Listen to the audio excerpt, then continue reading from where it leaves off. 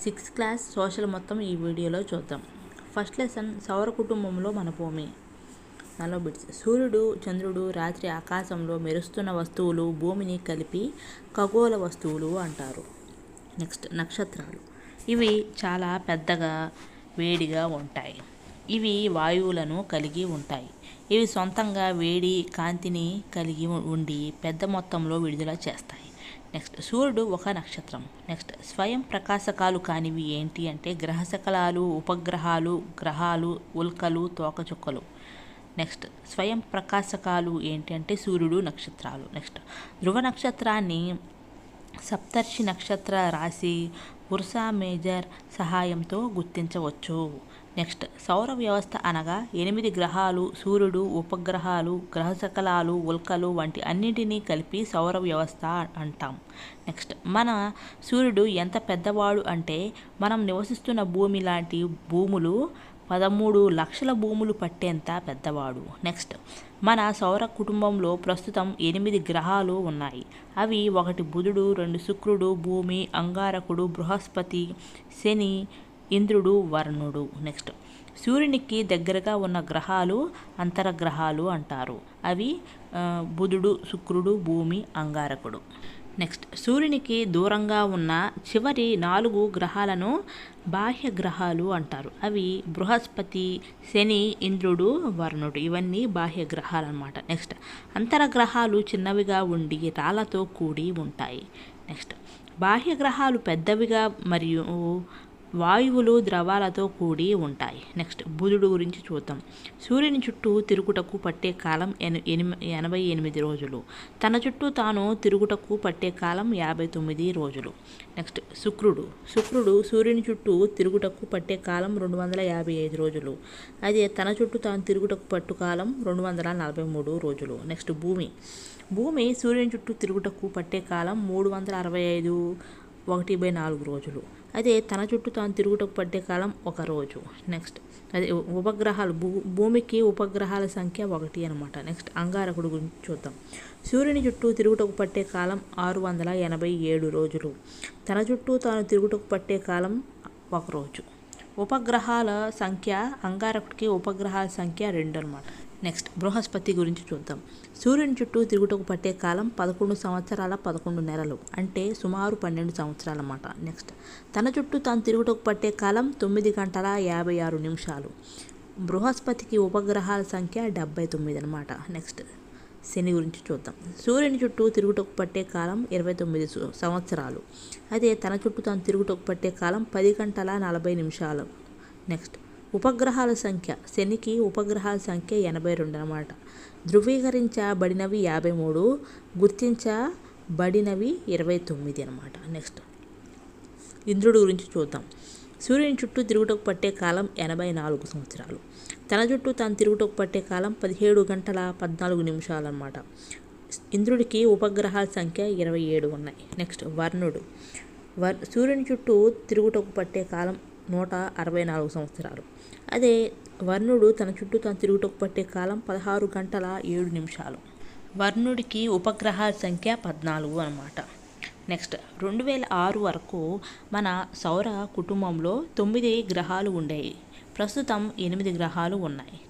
Next భూమి 4 ప్రధాన ఆవరణలు కలిగి ఉంది. అవి శిలావరణం, జలావరణం, వాతావరణం, జీవావరణం అన్నమాట.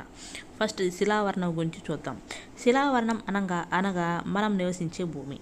ఇది రాళ్ళు, నేలలతో కూడిన భూమి యొక్క ఘనబాహ్య పొర అన్నమాట.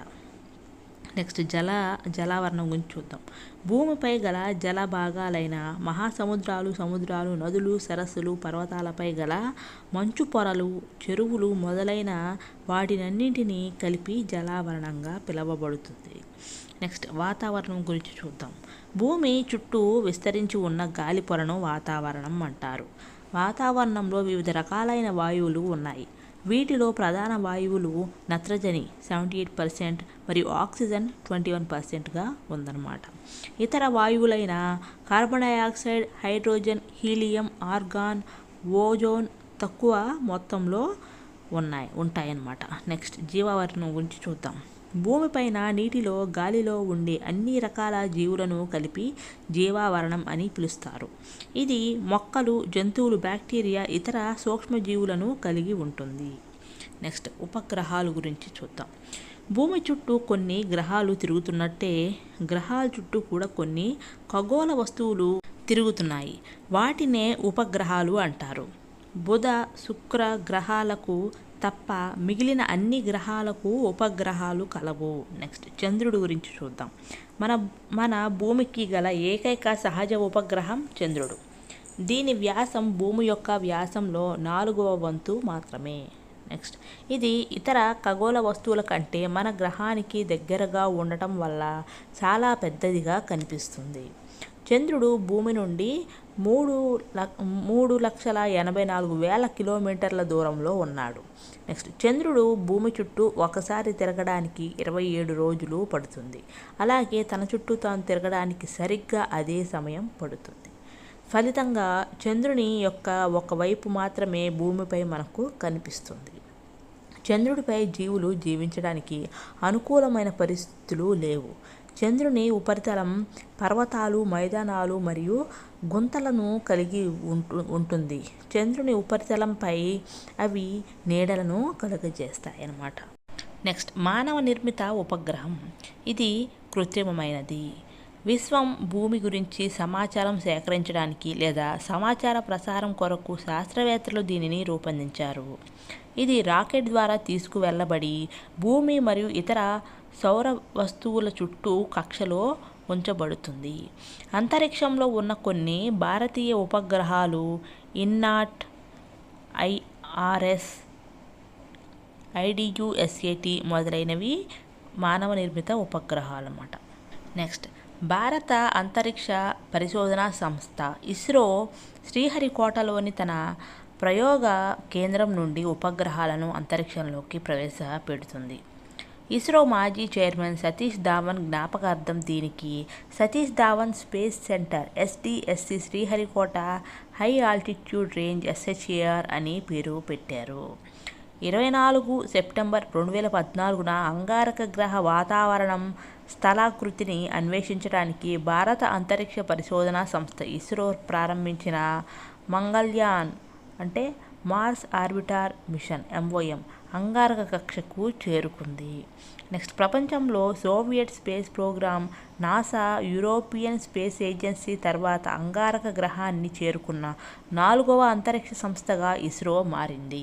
నెక్స్ట్ గ్రహ శకలాల గురించి చూద్దాం. గ్రహాలు, ఉపగ్రహాలు కాకుండా సూర్యుని చుట్టూ తిరిగే చిన్న రాతి వస్తువులు కూడా చాలా ఉన్నాయి. వీటిని గ్రహ శకలాలు అంటారు. ఇవి అంగారక గ్రహం, బృహస్పతి కక్షల మధ్య కనిపిస్తాయి. ఈ గ్రహ శకలాలు చాలా సంవత్సరాల క్రితం పేలిన గ్రహం యొక్క భాగాలు అని శాస్త్రవేత్తల అభిప్రాయం అన్నమాట. నెక్స్ట్ ఉల్కల గురించి చూద్దాం. సూర్యుని చుట్టూ తిరిగే చిన్న చిన్న రాళ్లను ఉల్కలు అంటారు. కొన్నిసార్లు ఈ ఉల్కలు భూమి దగ్గరకు వచ్చి దానిపై పడిపోతాయి. ఈ ప్రక్రియలో గాలితో ఘర్షణ కారణంగా అవి వేడెక్కి కాలిపోతాయి. ఈ సందర్భంలో ఇవి వెలుతురును కలుగజేస్తాయి. కొన్నిసార్లు పూర్తిగా కాలిపోకుండా ఒక ఉల్కపాతం భూమిపై పడినప్పుడు గుంతలను సృష్టిస్తుంది. నెక్స్ట్ తోకచుక్కలు గురించి చూద్దాం. తోకచుక్క అంటే తల తోకతో కనిపించే ఖగోళ వస్తువు. తోకచుక్క యొక్క తల మంచుతో కలిసి ఉండే ఘన కణాలను కలిగి ఉంటుంది మరియు తోక వాయువులతో తయారవుతుంది. నెక్స్ట్ హేలీ తోకచుక్క ప్రతి 76 సంవత్సరాలకు ఒకసారి భూమికి దగ్గరగా వస్తుంది. ఇది చివరిసారిగా 1986 సంవత్సరంలో కనిపించింది. మరలా ఇది 2061 సంవత్సరంలో కనిపిస్తుంది. నెక్స్ట్ గెలాక్సీ గురించి చూద్దాం. గెలాక్సీ అనేది అనేక నక్షత్రాలతో కూడిన పెద్ద సమూహం. మన సౌర కుటుంబం ఈ గెలాక్సీలో ఒక భాగం. దీనినే పాలపుంత అని కూడా అంటాం. ప్రాచీన భారతదేశంలో దీనిని ఆకాశంలో ప్రవహిస్తున్న కాంతి నదిగా భావించారు. అందువల్ల దీనిని ఆకాశగంగా అని కూడా పిలుస్తారు. నెక్స్ట్ గెలాక్సీ అనేది కోట్లాది నక్షత్రాల సమూహం. నెక్స్ట్ గ్రహ శకలాలు ఏంటంటే అంగారకుడు, బృహస్పతి మధ్య గల గ్రహ శిథిలాలు అనమాట. నెక్స్ట్ ఉల్కలు అంటే సూర్యుని చుట్టూ తిరిగే చిన్న చిన్న రాళ్ళు. నెక్స్ట్ ఉపగ్రహాలు అంటే గ్రహాల చుట్టూ తిరిగే ఖగోళ వస్తువులు. నెక్స్ట్ కక్ష్య అంటే సూర్యుని చుట్టూ గ్రహాలు తిరిగే మార్గం. నెక్స్ట్ జియాయిడ్ అంటే భూమి వంటి ఆకారం. నెక్స్ట్ శిలావరణం అంటే రాళ్ళు నేలలతో కూడిన భూమి యొక్క ఘనబాహ్య పొర. నెక్స్ట్ జలావరణం అంటే భూమిపై గల జలభాగాలు. నెక్స్ట్ వాతావరణం అంటే వాయువుల పొర. నెక్స్ట్ జీవావరణం అంటే భూమిపై గల మొక్కలు, జంతువులు, ఇతర జీవరాశి. నెక్స్ట్ నక్షత్ర రాశి అంటే నక్షత్రాల నమూనాలు. నెక్స్ట్ సెకండ్ లెసన్ గ్లోబు భూమికి నమూనా. దానిలో బిట్స్. భూమి గుండ్రంగా ఉంది అనే విషయాన్ని 15వ శతాబ్దంలోనే నావికులు ధృవీకరించారు. నెక్స్ట్ ఉపగ్రహ ఛాయాచిత్రాలు కూడా దీనిని స్పష్టంగా నిరూపించాయి. నెక్స్ట్ అందువల్ల గ్లోబు భూమికి ఒక ఖచ్చితమైన నమూనాగా పరిగణిస్తారు. నెక్స్ట్ భూమి యొక్క అక్షం గురించి చూద్దాం. పక్కకు వాలి ఉన్న గ్లోబులో ఉత్తర దక్షిణ ధృవాలను కలుపుతూ ఒక సూది స్థిరంగా ఉంటుంది. దానిని అక్షం అంటారు. నెక్స్ట్ గ్లోబులో సూది ప్రయాణించే 2 బిందువులు, 2 ధృవాలు, అవి ఉత్తర ధ్రువం, దక్షిణ ధ్రువం. నెక్స్ట్ భూమిలా గ్లోబు పడమర నుండి తూర్పుకు తన అక్షంపై తిరుగుతుంది. కానీ భూమికి గ్లోబుకి పెద్ద తేడా ఏమిటంటే నిజమైన భూమికి గ్లోబుకు ఉన్నట్టు సూది లేదు. నెక్స్ట్ భూమి యొక్క భ్రమణ అక్షం ఉత్తర దక్షిణ ధృవాల గుండా పోయే ఊహారేఖ అని గుర్తుంచుకోండి. నెక్స్ట్ ఉత్తర దక్షిణార్ధగోళాల గురించి చూద్దాం. గ్లోబుకు మధ్య భాగంలో అడ్డంగా గ్లోబును 2 సమభాగాలు చేస్తూ ఒక ఊహారేఖ పోతుంది. దీనిని భూమధ్య రేఖ అంటారు. నెక్స్ట్ భూమధ్య రేఖను ఉత్తరంగా ఉన్న అర్ధభాగాన్ని ఉత్తరార్ధగోళమని, భూమధ్య రేఖకు దక్షిణంగా ఉన్న అర్ధభాగాన్ని దక్షిణార్ధగోళమని అంటారు. నెక్స్ట్ అక్షాంశాల గురించి చూద్దాం. భూమధ్య రేఖకు సమాంతరంగా గీసిన రేఖలు అక్షాంశాలు.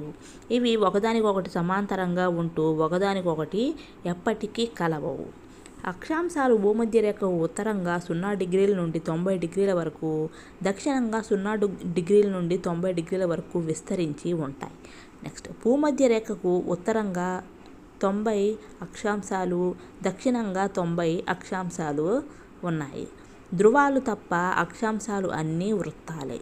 నెక్స్ట్ ఉత్తర ధ్రువం, ఆర్కిటిక్ వలయం, కర్కట రేఖలు ఉత్తరార్ధగోళంలోని ముఖ్యమైన అక్షాంశాలు. నెక్స్ట్ రెండవ వైపున దక్షిణ ధ్రువం, అంటార్కిటిక్ వలయం, మకర రేఖలు దక్షిణార్ధగోళంలోని ముఖ్యమైన అక్షాంశాలు. నెక్స్ట్ భూమి యొక్క వాతావరణ విభజనను అక్షాంశాల సహాయంతో అధ్యయనం చేయవచ్చు.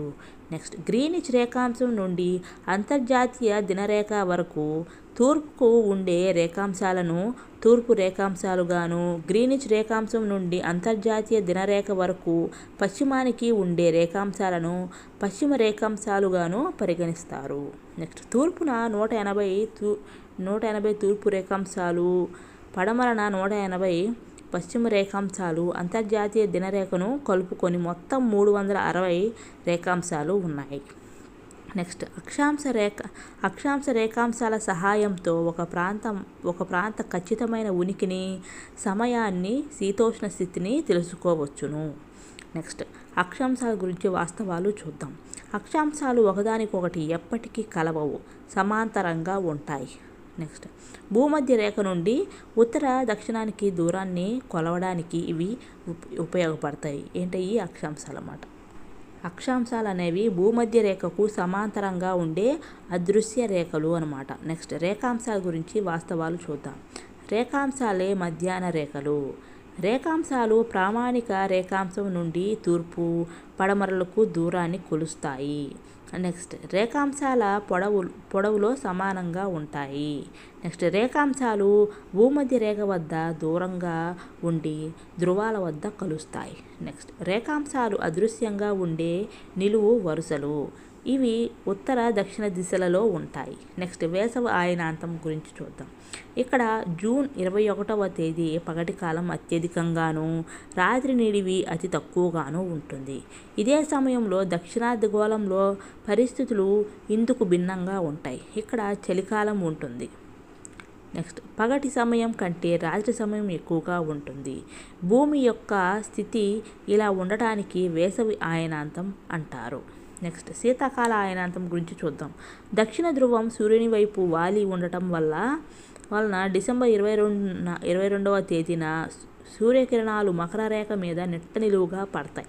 మకర రేఖపై సూర్యకిరణాలు నిట్ట నిలువుగా పడడం వలన దక్షిణార్ధగోళంలో ఎక్కువ భాగం కాంతిని పొందుతుంది.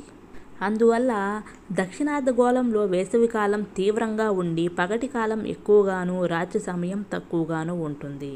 ఇందుకు భిన్నంగా ఉత్తరార్ధగోళంలో ఉంటుంది. భూమి యొక్క స్థితి ఇలా ఉండటాన్ని శీతాకాల అయనాంతం అంటారు. నెక్స్ట్ అక్షం అంటే ఒక వస్తువు తన చుట్టూ తాను తిరగడానికి ఉండే ఒక ఊహారేఖ. నెక్స్ట్ భూమధ్య రేఖ అంటే 0 డిగ్రీల అక్షాంశం. నెక్స్ట్ కర్కట రేఖ అంటే 23.5 డిగ్రీల ఉత్తర అక్షాంశం. అదే మకర రేఖ అంటే 23.5 డిగ్రీల దక్షిణ అక్షాంశం. నెక్స్ట్ ఆర్కిటిక్ వలయం అంటే 66.5 డిగ్రీల ఉత్తర అక్షాంశం. నెక్స్ట్ అంటార్కిటికా వలయం అంటే 66.5 డిగ్రీల దక్షిణ అక్షాంశం. నెక్స్ట్ ఉత్తర ధ్రువం అంటే 90 డిగ్రీల భూమికి ఉత్తర భాగాన ఉన్న చివరి ప్రాంతం. అదే దక్షిణ ధ్రువం అంటే 90 డిగ్రీల భూమికి దక్షిణ భాగాన ఉన్న చివరి ప్రాంతం. నెక్స్ట్ మధ్యాహ్న రేఖలు అంటే ఉత్తర దక్షిణ ధ్రువాలను కలుపుతూ ఉండే రేఖాంశాలు. ఇవి మధ్యాహ్నాన్ని సూచిస్తాయి. నెక్స్ట్ గ్రీనిచ్ రేఖ 0 డిగ్రీల రేఖాంశం. నెక్స్ట్ అంతర్జాతీయ దినరేఖ అంటే 180 డిగ్రీల తూర్పు మరియు పశ్చిమ రేఖాంశం. నెక్స్ట్ అక్షాంశాలు అంటే భూమధ్య రేఖకు సమాంతరంగా గీయబడిన ఊహారేఖలు. నెక్స్ట్ రేఖాంశాలు అంటే ఉత్తర దక్షిణ ధ్రువాలను కలుపుతూ గీయబడిన ఊహారేఖలు. నెక్స్ట్ ఉత్తరార్ధగోళం అంటే భూమధ్య రేఖకు ఉత్తరంగా ఉన్న భూమి యొక్క అర్ధభాగం.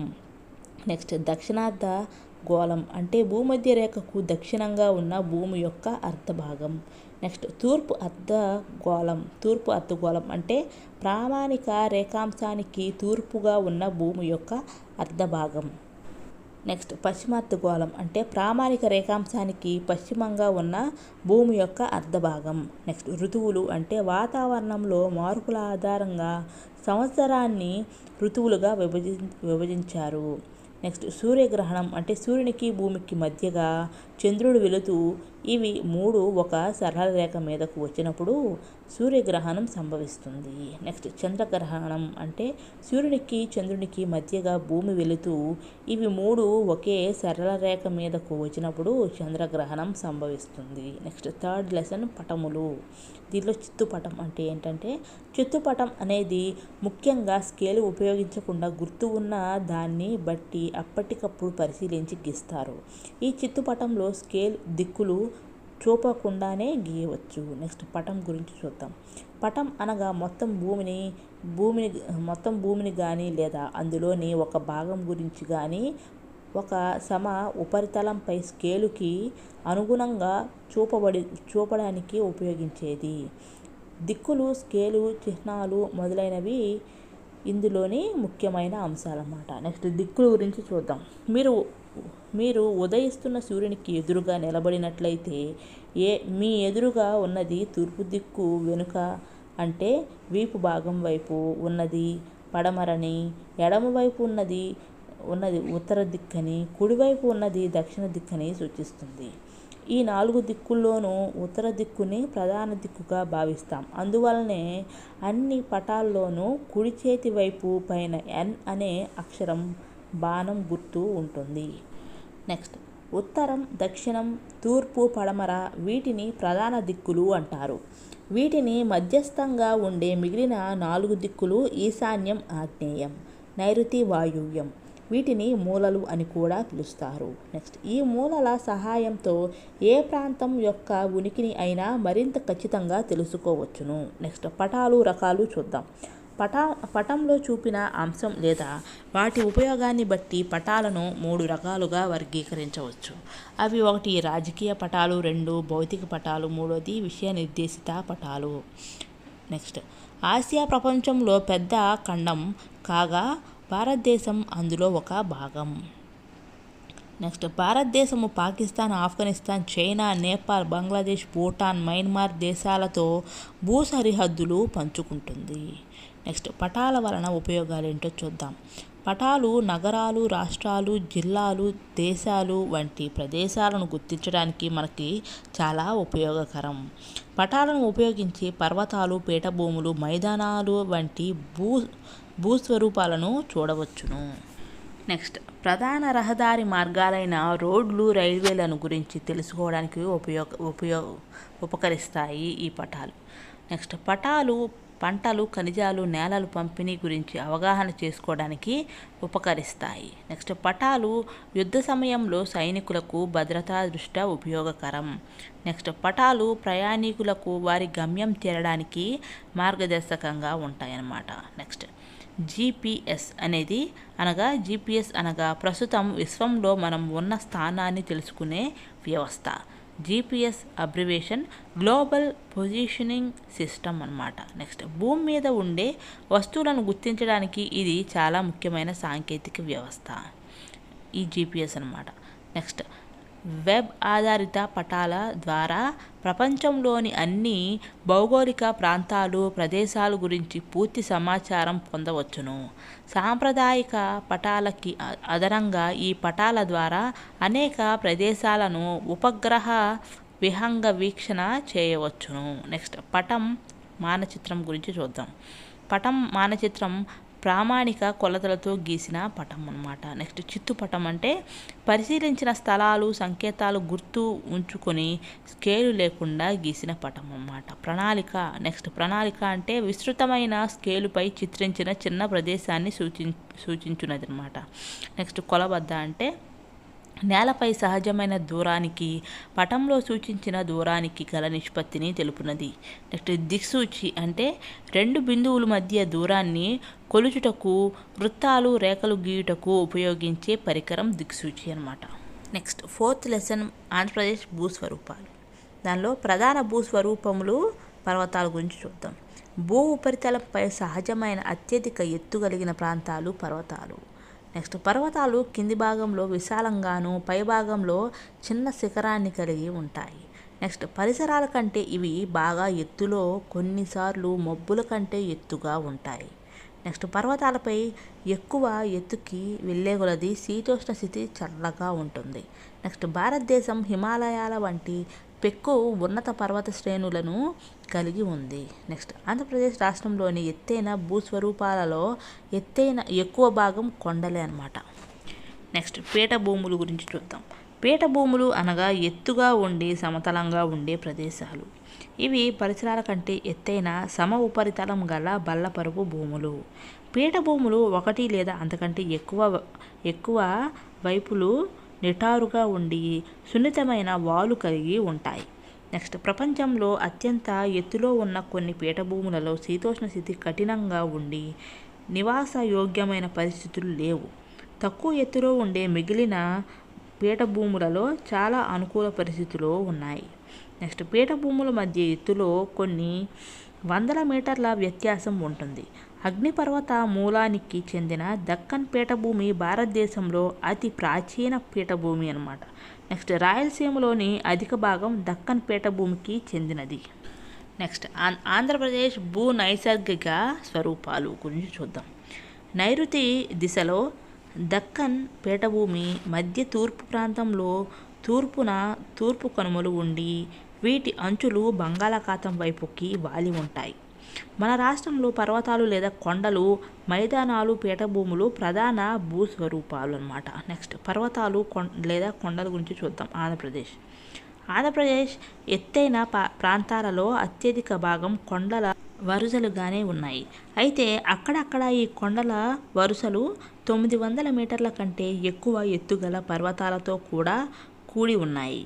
వైఎస్ఆర్ కడప, తూర్పుగోదావరి, పశ్చిమ గోదావరి, విశాఖపట్నం, చిత్తూరు, కర్నూలు, విజయనగరం జిల్లాలలో ఈ కొండల వరుసలు విచ్ఛిన్న శ్రేణులుగా ఉండి తూర్పు కనుమలుగా పిలువబడుతున్నాయి. గోదావరి, కృష్ణా నదులు ఆంధ్రప్రదేశ్లోని కొండలను ఉత్తర, దక్షిణ భాగాలుగా విడదీస్తున్నాయి. వీటిలో అత్యధిక ఎత్తైనవి, ఒక మాదిరి ఎత్తైనవి కూడా ఉన్నాయి. ఆంధ్రప్రదేశ్ ఉత్తర భాగంలోని కొండల వరుసలు ఎక్కువ ఎత్తైనవి. నెక్స్ట్ ఇవి సుమారు 1200 మీటర్ల సగటు ఎత్తులో పర్వతాలను పోలి ఉంటాయి. 1690 మీటర్ల ఎత్తుగల అరకులోయలోని అరోమకొండ అంటే జిందగడ మన రాష్ట్రంలో ఎత్తైన శిఖరం. నెక్స్ట్ ఆంధ్రప్రదేశ్ మైదానాల గురించి చూద్దాం. ఆంధ్రప్రదేశ్లో మైదానాలు కోస్తా జిల్లాలలో విస్తరించి ఉన్నాయి. మన రాష్ట్రానికి ఉత్తరాన ఉన్న శ్రీకాకుళం నుండి దక్షిణాన ఉన్న ఎస్పీఎస్ఆర్ నెల్లూరు జిల్లా వరకు విస్తారమైన తీర మైదానం ఉన్నది. దీనిని కోస్తా తీర మైదానం అంటారు. నెక్స్ట్ ఇక్కడ అవక్షేపాల వల్ల ఏర్పడిన ఒండ్రు నేలలు ఉండటం చేత మైదాన ప్రాంతాలు వ్యవసాయకంగా ప్రాధాన్యతను సంతరించుకున్నాయి. నెక్స్ట్ లోతైన సారవంతమైన నేలలు, చదునైన ఉపరితలం వలన పంట సాగులో యాంత్రీకరణకు అనువుగా ఉంటుంది. నెక్స్ట్ అంతేకాక పశువులకు దానాగా ఉపకరించే గడ్డి భూములుగా కూడా ఉపకరిస్తాయి. ఆంధ్రప్రదేశ్లోని 2 ప్రధాన నదులైన గోదావరి, కృష్ణా నదులు పెద్ద డెల్టా మైదానాన్ని ఏర్పాటు చేస్తున్నాయి. నెక్స్ట్ గోదావరి, కృష్ణా నదులు నిరంతరాయంగా అవక్షేపాలను మేట వేయటం వలన ఈ డెల్టా మైదానం ఏర్పడింది. నెక్స్ట్ పూర్వపు కృష్ణా, ఉభయ గోదావరి జిల్లాల్లోనూ ఈ మైదానం విస్తరించి ఉంది. గుంటూరు, బాపట్ల, కృష్ణా, ఎన్టీఆర్, గోదావరి జిల్లాలు సారవంతమైన నేలలకి మరియు వరి, చెరకు, మిర్చి, పసుపు పంటలకు ప్రసిద్ధి. నెక్స్ట్ గుంటూరు, బాపట్ల జిల్లాల్లోని మెట్ట ప్రాంతాలలో గల నల్లరేగడి నేలలు పత్తి, మిరప పంటలకు అనుకూలమైనది. నెక్స్ట్ ఆంధ్రప్రదేశ్లోని తూర్పు తీర మైదానం కృష్ణా, గోదావరి డెల్టాలో తప్ప శ్రీకాకుళంలోని వంశధార, నెల్లూరులోని పెన్నా డెల్టా ప్రాంతాలలో ఇరుకుగా ఉంటుంది. నెక్స్ట్ ఈ మైదానాలలో ప్రసిద్ధి పొందిన కొల్లేరు అంటే మంచినీటి సరస్సు, పులికాట్ అంటే ఉప్పునీటి సరస్సులు అనేవి కలవన్నమాట.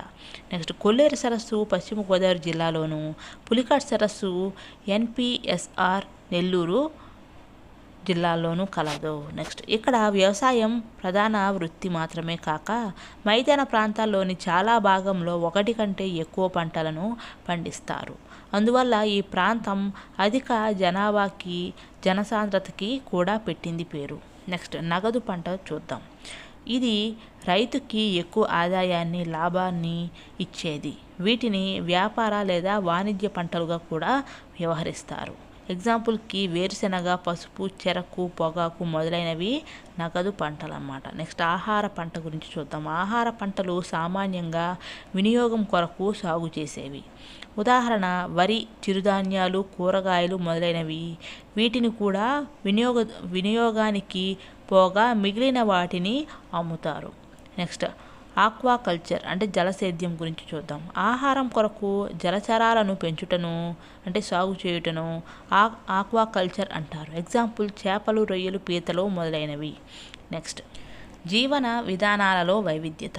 దానిలో మైదానాలలో ఉండే ప్రజలు ప్రధానంగా వ్యవసాయం మీద ఆధారపడితే కోస్తా తీర ప్రాంతాల్లోని ప్రజలు చేపలు పట్టడం వారి ప్రధాన వృత్తిగా మలుచుకుంటారు.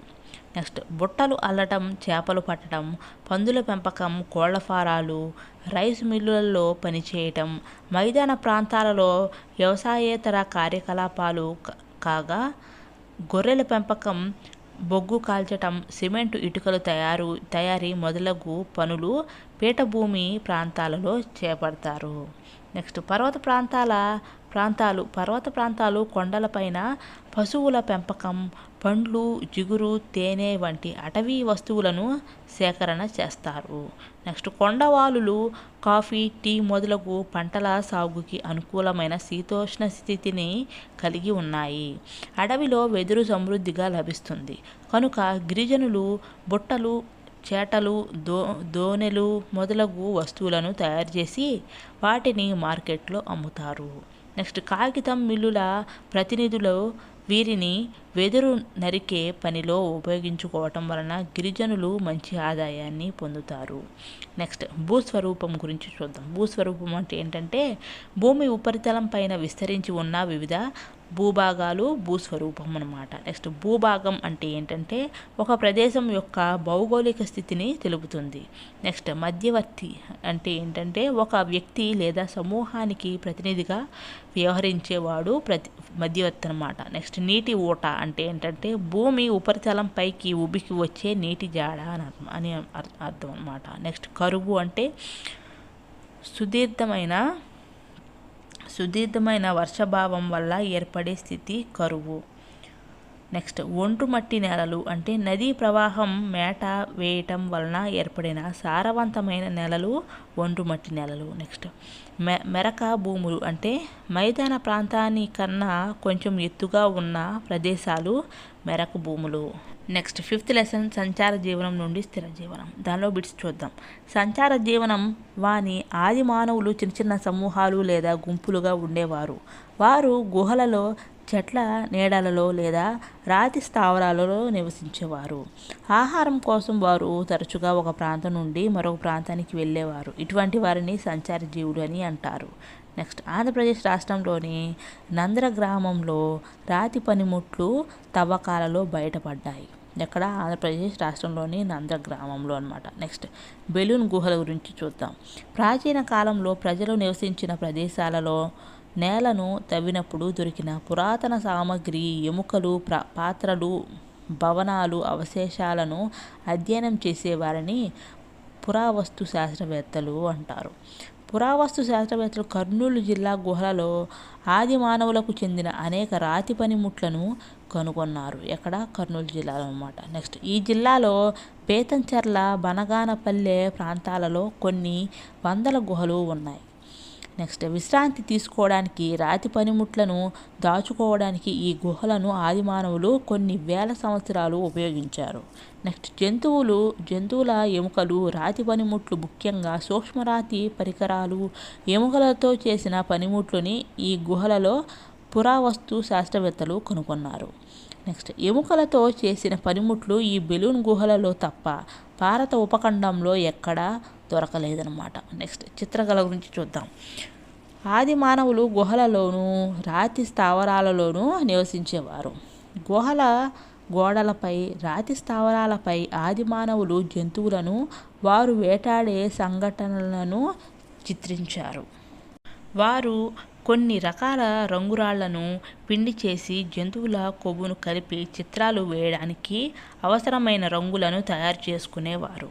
నెక్స్ట్ చిత్రించడానికి వెదురు కుంచెలను ఉపయోగించేవారు అనమాట. నెక్స్ట్ ఆంధ్రప్రదేశ్ రాతి చిత్ర కళా స్థావరాల గురించి చూద్దాం. ఆంధ్రప్రదేశ్ రాతి చిత్ర కళా స్థావరాలు అంటే వినుకొండ, నాయుడుపల్లి, సింగరాయకొండ, కావలి, నందిపాడు, శ్రీకాళహస్తి, రేణిగుంట, వెంబకండ్రిగ, చింతకుంట, దాపల్లి, తినగల్, బుదగవి, వేల్పుమడుగు, ఆదోని, కలవబుగ్గ, కేతవరం, బల్లారం ఇవన్నీ ఆంధ్రప్రదేశ్ రాతి చిత్ర కళా స్థావరాలు అనమాట. నెక్స్ట్ 6th లెసన్ తొలి నాగరికతలు. దానిలో ఫస్ట్ బిట్. 19వ శతాబ్దం వరకు భారతదేశ చరిత్ర వేదకాలంలోనే ప్రారంభమైనదని విశ్వసించేవారు. నెక్స్ట్ 1920 సంవత్సరంలో హరప్ప, మొహంజదారో ప్రాంతాలలో జరిగిన తవ్వకాల వలన మన దేశ చరిత్ర 2000 సంవత్సరాల క్రితమే ప్రారంభమైనట్టు తెలిసింది. అంటే వేదకాలానికి ముందే మన దేశంలో ఒక అద్భుతమైన ఆధునిక లక్షణాలు గల నాగరికత ఉన్నదని తెలిసింది. నెక్స్ట్ సింధు నది మరియు గాగ్రా నది ప్రాంతంలో సింధు లోయ నాగరికత వికసించింది. నెక్స్ట్ ఈ నదులు ప్రవహించిన గుర్తులను ఉపగ్రహ దృశ్యాలు మరియు ఇతర ఆధారాల ద్వారా కనుగొనడం జరిగింది. నెక్స్ట్ పంజాబ్, హర్యానా, గుజరాత్, రాజస్థాన్ మరియు మహారాష్ట్రలోని సుమారు 1500 ప్రదేశాలలో బయటపడినది. నెక్స్ట్ అంతేగాక ఆఫ్ఘనిస్తాన్, పంజాబ్, సింధు, బెలూచిస్తాన్ అంటే పాకిస్తాన్ ప్రాంతాల్లో కూడా ఈ నాగరికత బయటపడింది. నెక్స్ట్ హరప్పా నాగరికత క్రీస్తుపూర్వం 2500 సంవత్సరాల నుండి 1700 సంవత్సరాల మధ్య వికసించింది. నెక్స్ట్ 1850లో బ్రిటిష్ ఇంజనీర్లు కరాచీ, లాహోర్ నగరాల మధ్య రైలు మార్గాలు వేయుటకు తవ్వకాలు జరుపుతుండిరి. ఆ తవ్వకాలలో వేలాది రాళ్లు దొరికినవి. రైలు మార్గాలు వేయుటకు ఆ రాళ్లను ఉపయోగించాలని నిర్ణయించారు. ఆ రాళ్ళు 5000 సంవత్సరాల క్రితం వన్న సంగతి అప్పుడు తెలియలేదు. 1920 సంవత్సరంలో పురావస్తు శాస్త్రవేత్తలు అక్కడ గొప్ప నాగరికత ఉండేదని గ్రహించారు. దీనినే సింధు లోయ నాగరికత అని, హరప్పా నాగరికత అని అంటారు. నెక్స్ట్ హరప్పా నగరంలో 6 అతిపెద్ద ధాన్యాగారాలు మరియు కార్మికులకు నివాస స్థలాలు కలవు. భూగర్భ మురుగునీటి పారుదల వ్యవస్థ అనునది పరిశుభ్రతకు మరియు ప్రజా ఆరోగ్యానికి సింధు ప్రజలు ఇచ్చిన ప్రాముఖ్యత గురించి తెలియజేస్తుంది. నెక్స్ట్ సింధు నాగరికత గురించి చూద్దాం. ఆర్థిక జీవనం ఏంటంటే పత్తి మరియు నూలు వస్త్రాలను నేయడం ఆ కాలంలోని ప్రధాన వృత్తులు. పత్తిని మొట్టమొదట పండించింది వీరే. ఎవరు? సింధు నాగరికత వారే. నెక్స్ట్ కాల్చిన ఇటుకలను తయారు చేయట వీరి మరొక ముఖ్య వృత్తి. నెక్స్ట్ పశువులు, మేకలు, పందులు, కుక్కలు, గుర్రాలు మరియు గాడిదలను పెంచేవారు. నెక్స్ట్ అరేబియా సముద్రంలోని లోథాల్ నౌకాశ్రమం ద్వారా మెసొపొటేమియా, ఈజిప్ట్ మరియు ఇరాన్ దేశాలతో సింధు ప్రజలు బాగా వ్యాపారం చేసేవారు. నెక్స్ట్ సింధు నాగరికత సాంఘిక జీవనం గురించి చూద్దాం. స్త్రీలు, పురుషులు కూడా అలంకరణ పట్ల శ్రద్ధ చూపేవారు. స్త్రీలు కంఠాభరణాలు, మోచేతి ఆభరణాలు, చేతి వేళ్లకు రింగులు, గాజులు, చెవిరింగులు, ముక్కు పుడకలు ధరించేవారు. స్త్రీలకు అలంకరణ సామగ్రి గురించి, పరిమళ ద్రవ్యాల గురించి తెలుసు. నెక్స్ట్ ఆహారం మరియు పంటల గురించి చూద్దాం. వ్యవసాయం ప్రధాన వృత్తి. గోధుమ, బార్లీ, ఆముదాలు, బఠానీలు, కాయధాన్యాలు మొదలైన పంటలను పండించేవారు. నెక్స్ట్ వినోదాలు. సింధు నాగరికత వాళ్ళ వినోదాలు ఏంటంటే నాట్యం, చదరంగం ఆడటం, సంగీతం, గోలీలు, పాచికలు ఆడటం సింధు ప్రజల వినోదాలు. నెక్స్ట్ ఎద్దుల పోటీలు వీరి యొక్క ప్రధాన వినోదం. నెక్స్ట్ పిల్లలు బొమ్మలు మరియు ఎద్దుల బండ్ల బొమ్మలతో ఆడుకునేవారు. నెక్స్ట్ నైపుణ్యాలు చూద్దాం. చిన్న చిన్న అమ్మతల్లి విగ్రహాలను మట్టితో అందంగా తయారు చేసేవాళ్ళు. నాట్యకత్తె విగ్రహం మరియు బాగా గడ్డం పెంచిన వ్యక్తి యొక్క రాతి విగ్రహం వంటివి ఈ కాలంలో కనిపించేవి. నెక్స్ట్ మతం గురించి చూద్దాం. సింధు ప్రజలు పశుపతి శివుడు మరియు అమ్మతల్లిని పూజించేవారు. నెక్స్ట్ వేప చెట్టు మరియు రావి చెట్టును పూజించేవారు. నెక్స్ట్ భూమి, నీరు, ఆకాశం, అగ్ని మరియు వాయువులను పూజించేవారు.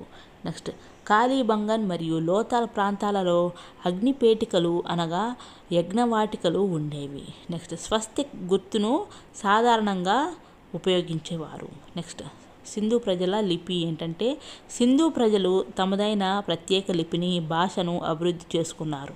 నిపుణులు కూడా ఈ లిపిని ఇంతవరకు అర్థం చేసుకోలేకపోయారు. నెక్స్ట్ తూనికలు, కొలతల గురించి చూద్దాం.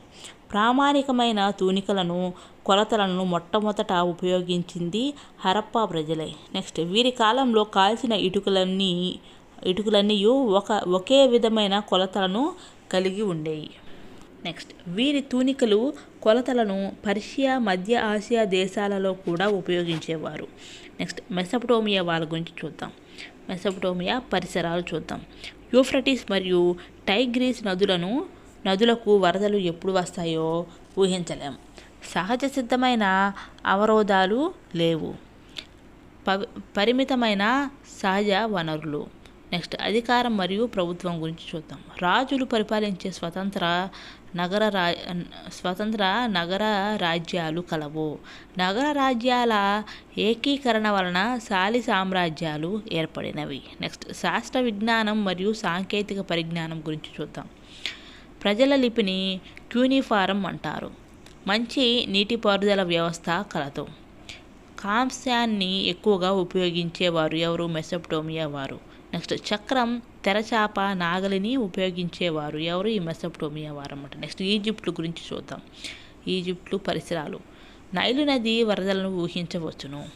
నెక్స్ట్ ఎడారులు, సహజ అవరోధాలు.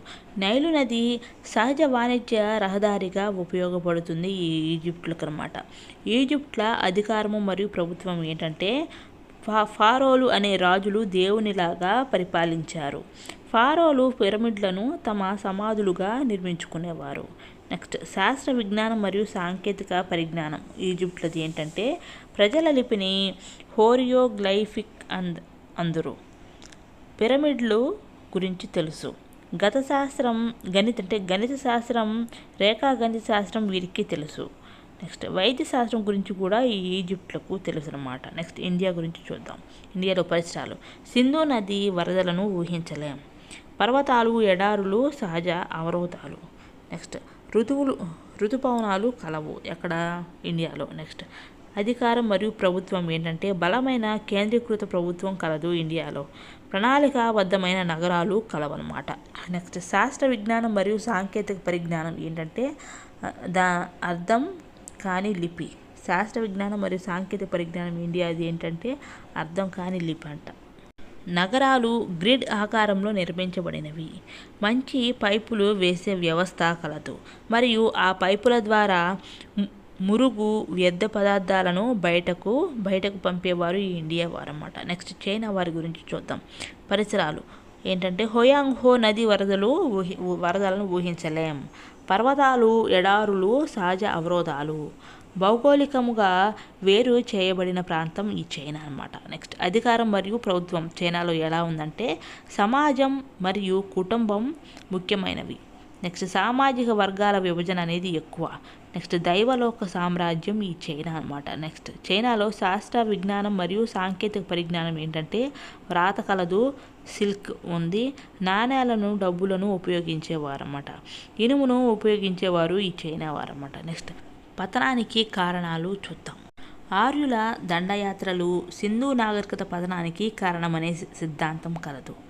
అయితే మార్టిమర్ వీలర్ అనే చరిత్రకారుడు దీనిని అంగీకరించలేదు. సింధు నది తన ప్రవాహ మార్గాన్ని మార్చుకోవటం వలన మరియు వరదల వలన సింధు నాగరికత పతనమైనట్టు భావిస్తున్నారు.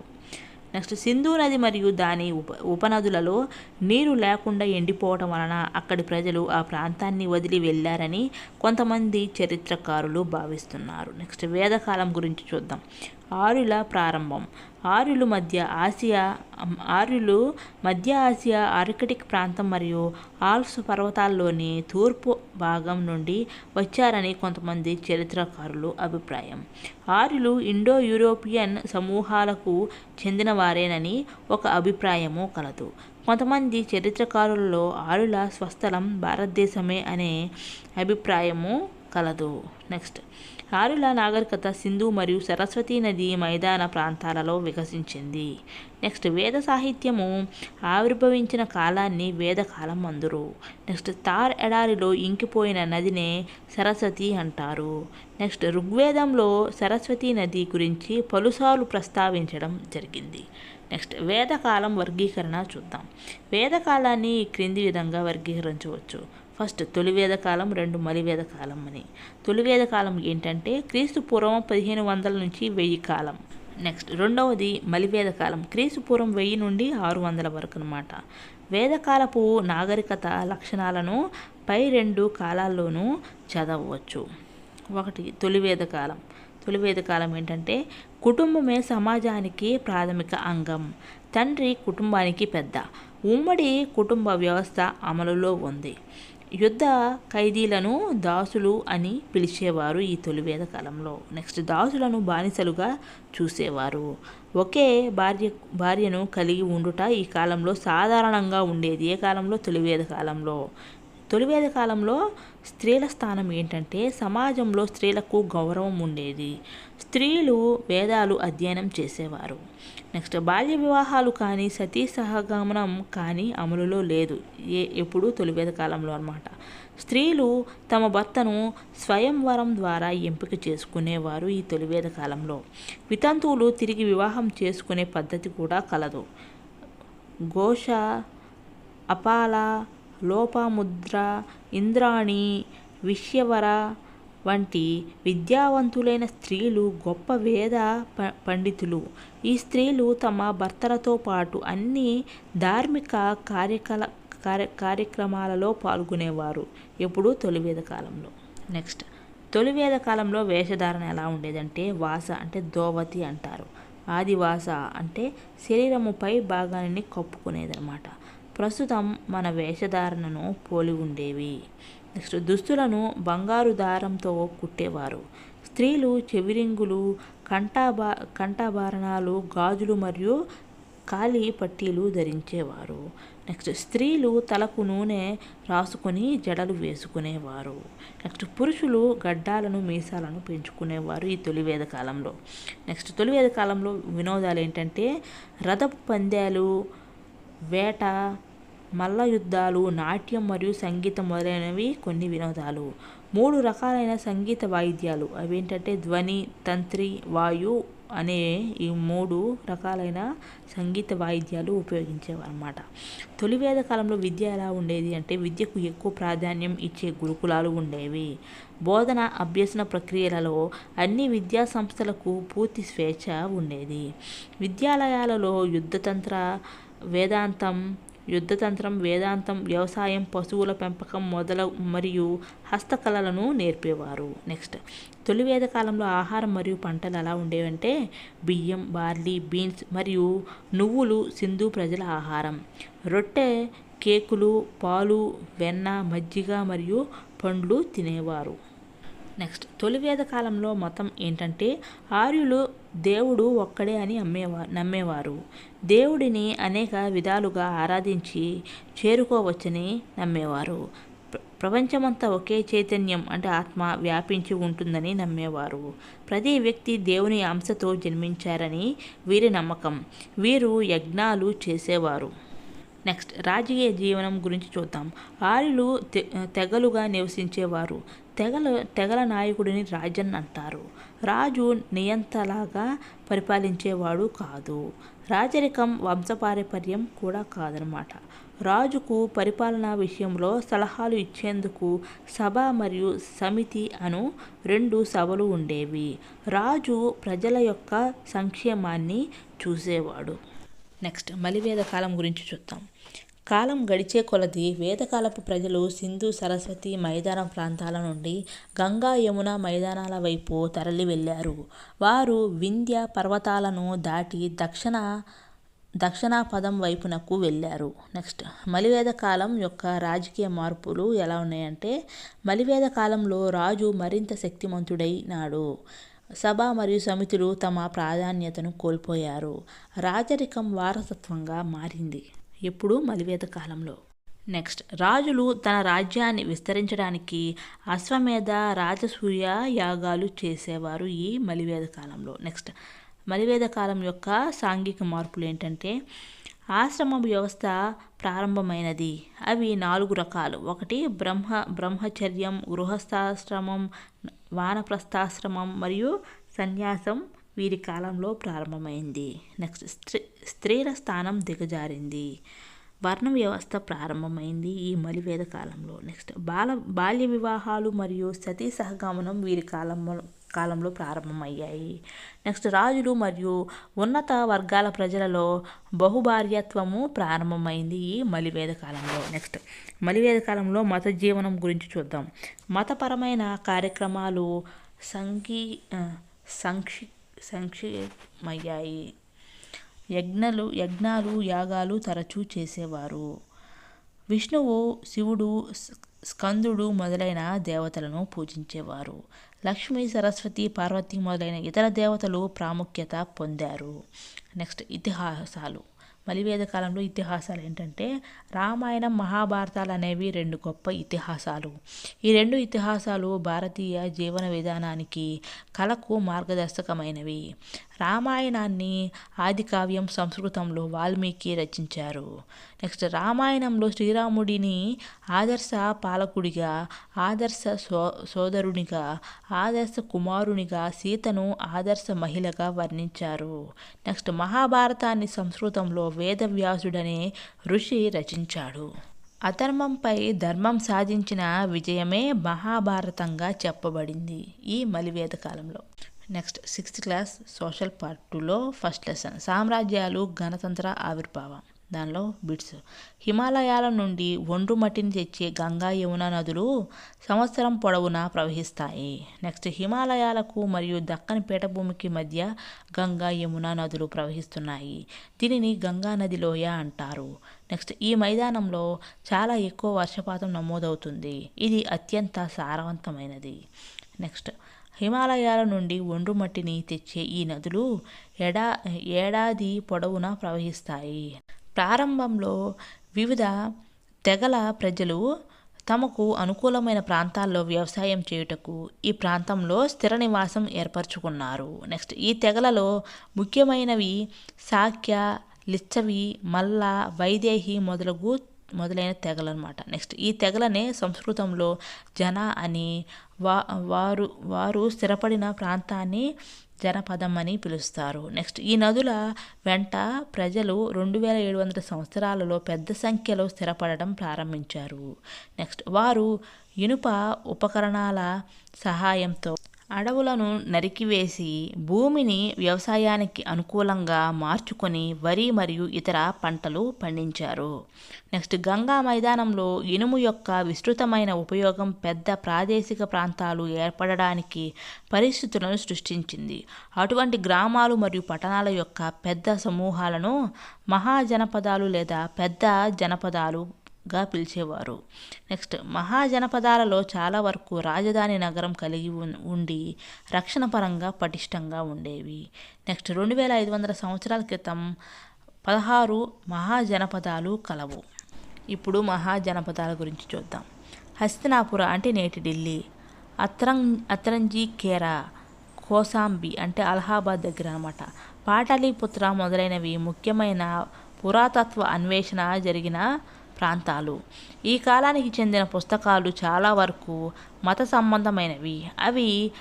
సంబంధమైనవి అయినప్పటికీ కూడా అవి నాటి పట్టణాలు, గ్రామాలు, పాలకులు మరియు రాజుల గురించి తెలియపరిచాయి అన్నమాట. కొన్ని పుస్తకాలు సుదూర ప్రాంతాలైన గ్రీకు వారిచే కూడా రాయబడ్డాయి. ఉపనిషత్తులు, ధర్మసూత్రాలు, దిగానికాయ, మధ్యమనికాయ, హెరోడోటస్ చరిత్ర మొదలైనవి ఈ కాలంలో రాయబడిన కొన్ని ముఖ్య గ్రంథాలు. నెక్స్ట్ వీరు దాసులను లేదా బానిస యుద్ధాలలో బందీలై రైతులకు అమ్ముడైన వారన్నమాట. ఎవరు వాళ్ళు? దాసులను లేదా బానిసలను కూడా పనికి ఉపయోగించేవారు. అంతేకాకుండా బర్తుక అనే పని వాళ్లకు కూలీ ఇచ్చి పొలంలో, ఇంటిలో పని చేయించుకునేవారు. కొంతమంది ధనవంతులైన గహపతులకు ఎక్కువ భూమి బానిసలు ఉండేవారు.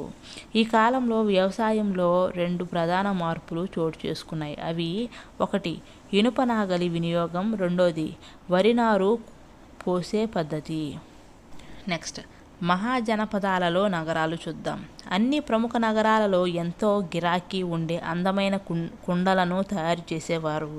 నెక్స్ట్ చక్కని వస్త్రాలను నేసి మహాజనపదాలలోని ధనవంతులకు అమ్మేవారు. నెక్స్ట్ బంగారం, వెండి ఆభరణాలను కూడా తయారు చేసేవారు. నెక్స్ట్ పురావస్తు తవ్వకాలలో వారు చేసిన ఇనుము, రాగి, ఇత్తడి వంటి లోహాలతో చేసిన పాత్రలు, పరికరాలు బయల్పడ్డాయి. నెక్స్ట్ చెక్కతో బల్లను, గృహోపకరణాలను తయారు చేసేవారు. సైనికులు, గణకులు, తాపీ పనివారు, గుర్రాలు, శిక్షకులు నీటిని తెచ్చేవారు.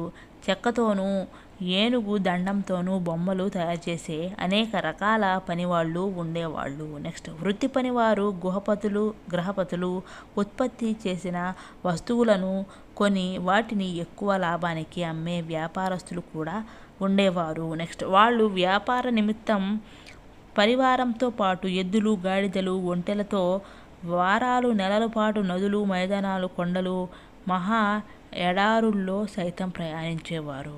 నెక్స్ట్ వాళ్లకు వచ్చిన అపార లాభాలతో పెద్ద భవంతులలో డజన్ల కొద్దీ సేవకులతో, బానిసలతో పని చేయించుకొని విలాసవంతమైన జీవనం సాగించేవారు. నెక్స్ట్ రాజులు, సైన్యం, పనులు గురించి చూద్దాం. చాలా మహాజనపదాలను రాజులు పరిపాలించేవారు. రాజులు తమ ఆజ్ఞల ద్వారా యుద్ధాలలో సైన్యాలను నడిపేవారు. వారు ప్రజల సంక్షేమం పట్ల వ్యక్తిగత శ్రద్ధ తీసుకునేవారు అనమాట. ఈ కాలంలో యజ్ఞాలు, జంతు బలులు చాలా ప్రాధాన్యత సంతరించుకున్నాయి. ప్రజలు రాజుల ఆజ్ఞలను పాటించేటట్లు చేయడానికి, ఇతర రాజులు వారి రాజ్యంపై దండెత్తకుండా ఉండడానికి నాటి రాజులకు సొంత సైన్యం ఉండేది. నెక్స్ట్ వారు రాజధాని నగరాలలో నివసిస్తూ చెక్కరాళ్ళు, ఇటుకలు, మట్టితో చుట్టూ పటిష్టమైన కోటగోడలు నిర్మించేవారు. వీటికి చాలా ఖర్చు అయ్యేది. నెక్స్ట్ సైనికులకు, వారి కుటుంబాలకు ఆధారం చూపించాలి. ఇటుకలు చేసేవారికి భవనాలు కట్టే వేల మంది స్త్రీ పురుషులకు కూలి ఇవ్వాలి. నెక్స్ట్ రాజ్యాలను జయించడం. వ్యవసాయం చేసే గృహపతుల నుండి రాజులు పన్నులు వసూలు చేసేవారు. వారు తమ పంటను 6 భాగాలుగా చేసి ఒక భాగాన్ని రాజుకు ఇచ్చేవారు. దీనిని బాగా అని పిలిచేవారు. నెక్స్ట్ ప్రతి నెల ఒకరోజు ఉచితంగా పనిచేయడం ద్వారా వృత్తి పని వారు రాజుకు పన్నులు చెల్లించేవారు. పశువులు గొర్రెల మందలు కాసేవారు జంతువులను లేదా జంతు ఉత్పత్తులను పన్నుగా రాజుకు చెల్లించేవారు. నెక్స్ట్ వ్యాపారస్తులు కూడా వాళ్ళు అమ్మిన వస్తువులపై పన్ను చెల్లించేవారు. నెక్స్ట్ అటవీ ఉత్పత్తులైన తోళ్ళు, కలప వంటివి ఇచ్చేవారు. ఈ రకంగా రాజుకు పన్నుల రూపంలో వివిధ రకాల వస్తువులు లభించేవి. నెక్స్ట్ ఈ కాలంలోనే నాణేలను ఉపయోగించడం ప్రారంభమైంది. కొన్ని రకాల పన్నులు నాణేల రూపంలో చెల్లించేవారు.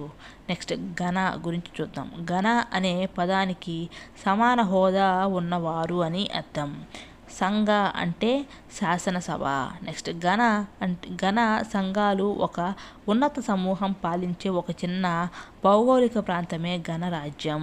నెక్స్ట్ రాజ్యం అంటే ఏంటంటే, రాజ్యం అంటే రాజు లేదా రాణి పాలించే భూభాగం. ఒక రాజ్యంలో అంటే రాజరికం. ఒక రాజ్యంలో ఒక కుటుంబం వంశపారంపర్యంగా చాలా కాలం పాటు పాలిస్తే అది రాజవంశం అవుతుంది. సాధారణంగా ఈ రాజ్యాలు సనాతన వైదిక సంప్రదాయాలకు కట్టుబడి ఉంటాయి. నెక్స్ట్ మగధ ఒక శక్తివంతమైన రాజ్యం. మగధ రాజ్యం గురించి చూద్దాం. మగధ అనేది ఒక శక్తివంతమైన రాజ్యం. నదుల మీద సరుకు రవాణా చేసేవారు, సైనికులకు తరలించేవారు. మగధలోని కొంత ప్రాంతంలో అడవులున్నాయి. ఈ అడవులు నుండి ఏనుగులను పట్టుకొని యుద్ధాలలో పోరాడడానికి వాటికి శిక్షణ ఇచ్చేవారు.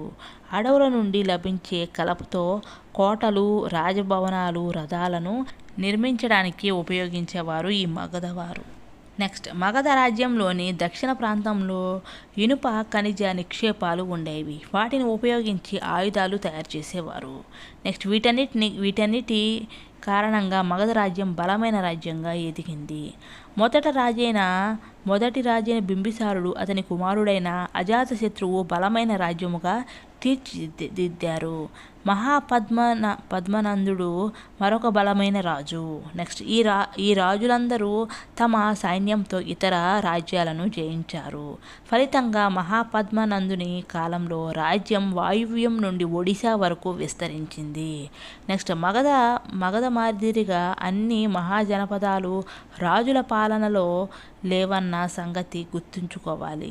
కొన్ని ప్రాంతాలలో కొంతమంది రాజులు సాధారణ ప్రజల మీద ఆధారపడి తమ రాజ్య సంక్షేమం కోసం సాంప్రదాయాలను పాటించేవారు, పండుగలు నిర్వహించేవారు. నెక్స్ట్ వజ్జి ఒక గణరాజ్యం. దీనిలో మగధ రాజ్యానికి ఉత్తరంగా గణతంత్ర ప్రభుత్వాన్ని కలిగిన వజ్జి మహాజనపదం ఉండేది. రాజ్యంలో ఒకే పరిపాలకుడు కాక ఒక పరిపాలకుల బృందం ఉండేది. నెక్స్ట్ ప్రతి ఒక్కరూ తమని రాజు అని పిలుచుకునేవారు. నెక్స్ట్ వాళ్ళు సంప్రదాయాలను పాటిస్తూ అందరూ సమావేశమై అందరికీ సంబంధించిన అంశాలపై వాదోపవాదాలు తర్వాత నిర్ణయాలు తీసుకునేవారు. నెక్స్ట్ మహిళలకు, బానిసలకు, సేవకులకు ఈ సమావేశాలలో పాల్గొనే అవకాశం ఉండేది కాదు. నెక్స్ట్ బుద్ధుడు, మహావీరుడు గణాలకు చెందినవారు. ప్రఖ్యాత బోధకులైన వీరిని అన్ని మహాజనపదాలు గౌరవించేవి. నెక్స్ట్ ఈ గణరాజ్యాలను జయించడానికి రాజులు ఎంతగా ప్రయత్నించినా 1500 సంవత్సరాల పాటు ఇవి మనగలిగాయి. చివరకు గుప్తరాజులు గణరాజ్యాలను జయించారు. నెక్స్ట్ అలెగ్జాండర్ గురించి చూద్దాం. మాసిడోనియా పాలకుడు అంటే గ్రీస్ దేశ పాలకుడు అలెగ్జాండర్. ఇతడు ప్రపంచ విజేతగా మారాలని కోరుకున్నాడు. కానీ అతను ప్రపంచాన్ని జయించలేదు. కానీ ఈజిప్టు మరియు పశ్చిమ ఆసియా యొక్క భాగాలను జయించి భారత ద్వీపకల్పానికి చేరుకొని బియాజ్ నది తీరం వరకు వచ్చాడు. అతను మరింత తూర్పు వైపునకు వెళ్ళాలని భావించిన అతని సైనికులు నిరాకరించారు. వారు భయపడ్డారు. భారతదేశంలో పాలకులు పెద్ద సైన్యాన్ని, రథాలు మరియు ఏనుగులు కలిగి ఉన్నారని వారు వెనుతిరిగారు. నెక్స్ట్ గాంధార శిల్పకళ గురించి చూద్దాం. గాంధార శిల్పకళ తక్షశిల చుట్టూ ఉన్న ప్రాంతంలో అభివృద్ధి చేయబడింది. ఇది గ్రీకు కళతో ప్రభావితమైంది. ఈ శిల్పం యొక్క ప్రత్యేక లక్షణాలు వాస్తవికత, సరైన కొలతలతో సున్నితమైన పనితనం. నెక్స్ట్ చాలా గౌతమ బుద్ధుని చిత్రాలు ఈ శైలిలో చెక్కబడినాయి. ఏ శైలి? గాంధార శిల్పకళా శైలిలో ఈ గౌతమ బుద్ధుని చిత్రాలు అనేవి చాలా కూడా చెక్కబడినాయి అన్నమాట. నెక్స్ట్ సెకండ్ లెసన్, రాజ్యాలు మరియు సామ్రాజ్యాలు. దీనిలో షోడశ మహాజనపదాలు తమలో తామే అధికారం కోసం యుద్ధాలు చేసుకునేవారు. ఒక రాజుచే పరిపాలించబడే భూభాగాన్ని రాజ్యం అంటారు. సువిశాలమైన రాజ్యాలను సామ్రాజ్యాలు అంటారు. నెక్స్ట్ మౌర్యుల గురించి చూద్దాం.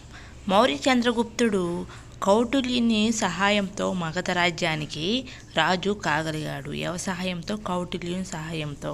నెక్స్ట్ ఇరువురు కలిసి మగధ రాజ్యాన్ని పాలిస్తున్న నందవంశపు రాజైన మహాపద్మనందుని సింహాసనము నుండి తొలగించి మౌర్య సామ్రాజ్యాన్ని స్థాపించారు. నెక్స్ట్ మౌర్యులకు శక్తివంతమైన సైన్యము కలదు. నెక్స్ట్ ఉత్తర భారతదేశంలోని చాలి ప్రాంతాలను వీరు ఆక్రమించుకున్నారు. నెక్స్ట్ వారు పాటలిపుత్ర అనే నగరం నుండి పరిపాలన చేశారు. నెక్స్ట్ మొగస్తనీస్ గురించి చూద్దాం. మొగస్తనీస్ ఒక గ్రీకు రాయబారి. అతను చంద్రగుప్త మౌర్యుని కొలువులో ఉండేవాడు. ఇండికా అనే గ్రంథాన్ని రచించాడు.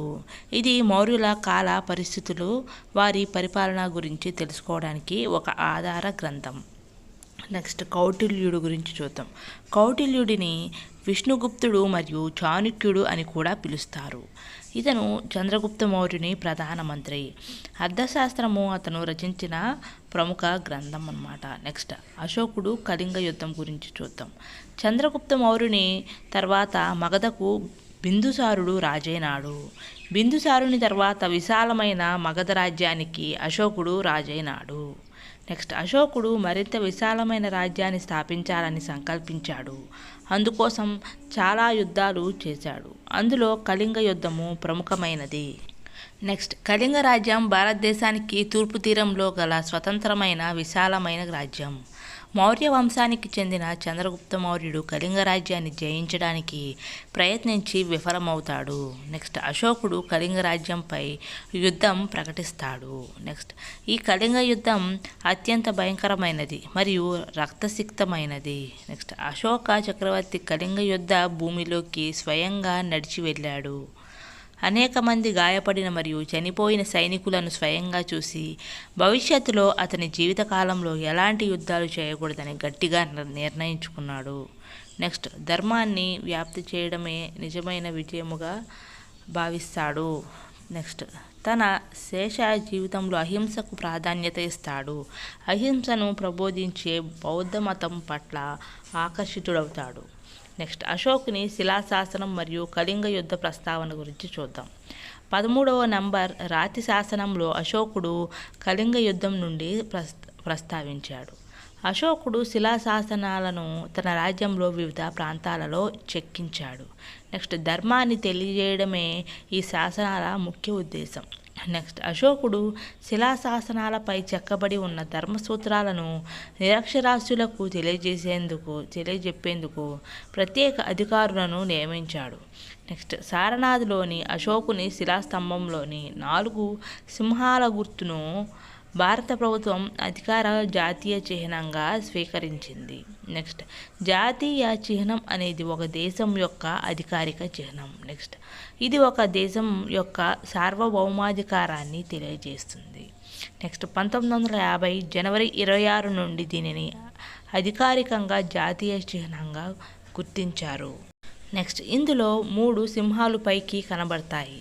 4వ సింహం మాత్రం అదృశ్యంగా దాగి ఉంటుంది. నెక్స్ట్ 3 సింహాలు అధికారం, ధైర్యము మరియు ఆత్మవిశ్వాసం అనే 3 లక్షణాలకు ప్రతీకలు. నెక్స్ట్ 4వ సింహం భారత జాతి యొక్క గౌరవానికి ప్రతీక. నెక్స్ట్ అబాకస్కు మధ్యలో చక్రం ఉంటుంది. అందులో కుడివైపున ఎద్దు మరియు ఎడమవైపున గెంతుతూ ఉన్న గుర్రం ఉంటుంది. నెక్స్ట్, ఎద్దు కష్టపడే మనస్తత్వాన్ని తెలియజేస్తుంది. అశ్వము వేగాన్ని మరియు శక్తిని తెలియజేస్తుంది. నెక్స్ట్, అబాకస్కు దిగువ వైపున సత్యం జయిస్తుంది అని లిఖించబడి ఉంటుంది. ఇది మండూకోపనిషత్ నుండి గ్రహించబడింది. నెక్స్ట్, అశోకుడు ప్రజలకు చేసిన సేవలు ఏంటో చూద్దాం. నీరు, ఆహారం పవిత్రమైనవని అశోకుడు ఒక బౌద్ధ సన్యాసి ద్వారా తెలుసుకున్నాడు. తన ప్రజలందరికీ అందాలని సంకల్పించుకున్నాడు. నెక్స్ట్, అనంతరం అశోకుడు రోడ్డుకు 2 వైపులా చెట్లు నాటించాడు. నెక్స్ట్, చెట్టు రోడ్లపై ప్రయాణించే వారికి నీడను ఇవ్వడంతో పాటు ఆకలితో ఉన్నవారికి పండ్లను ఇవ్వడం ద్వారా ఆకలిని తీర్చేవి. నెక్స్ట్, ప్రజలకు మంచినీటి సౌకర్యం కల్పించేందుకు బావులు తవ్వించాడు. నెక్స్ట్, అశోకుని కాలంలో ప్రజలకు మంచి రవాణా సౌకర్యాలు కలవు. నెక్స్ట్, రహదారులు తన సువిశాల సామ్రాజ్యంలోని వేర్వేరు సంస్కృతులు గల ప్రజలను కలిపాయి. నెక్స్ట్, రవాణా మరియు వాణిజ్య సౌకర్యాలు సులభతరమయ్యాయి. నెక్స్ట్, విశాలమైన భారతదేశంలో రాజకీయ ఐక్యత సాధ్యమైంది. నెక్స్ట్, మనుషులు, జంతువులకు కూడా వైద్య సంరక్షణ కొరకు వైద్యశాలలు ఏర్పాటు చేయబడినవి. నోట్: అశోకుని వారసులు బలహీనులు మరియు అసమర్థులు, అందువలన అశోకుని తర్వాత మౌర్య సామ్రాజ్యం పతనమైనది. నెక్స్ట్, గుప్త సామ్రాజ్యం గురించి చూద్దాం. ఉత్తర భారతదేశంలోని మౌర్య సామ్రాజ్యం పతనమైన తర్వాత చిన్న చిన్న రాజ్యాలు ఏర్పడ్డాయి. గుప్త వంశరాజులలో మొదటి చంద్రగుప్తుడు ప్రసిద్ధి చెందాడు. నెక్స్ట్, మౌర్యుల రాజధాని పాటలీపుత్రం నుంచే గుప్తులు కూడా పరిపాలించారు. నెక్స్ట్, సముద్రగుప్తుడు ఉత్తర భారతదేశంలోని 9 మంది ప్రముఖ రాజులను ఓడించి వారి రాజ్యాలను తమ రాజ్యంలో కలుపుకున్నాడు. నెక్స్ట్, దక్షిణాదిన 12 మంది రాజులను ఓడించి తన ఆధీనంలోకి తెచ్చుకున్నాడు. నెక్స్ట్, తమిళనాడులోని కంచి వరకు తన జైత్రయాత్రను కొనసాగించాడు.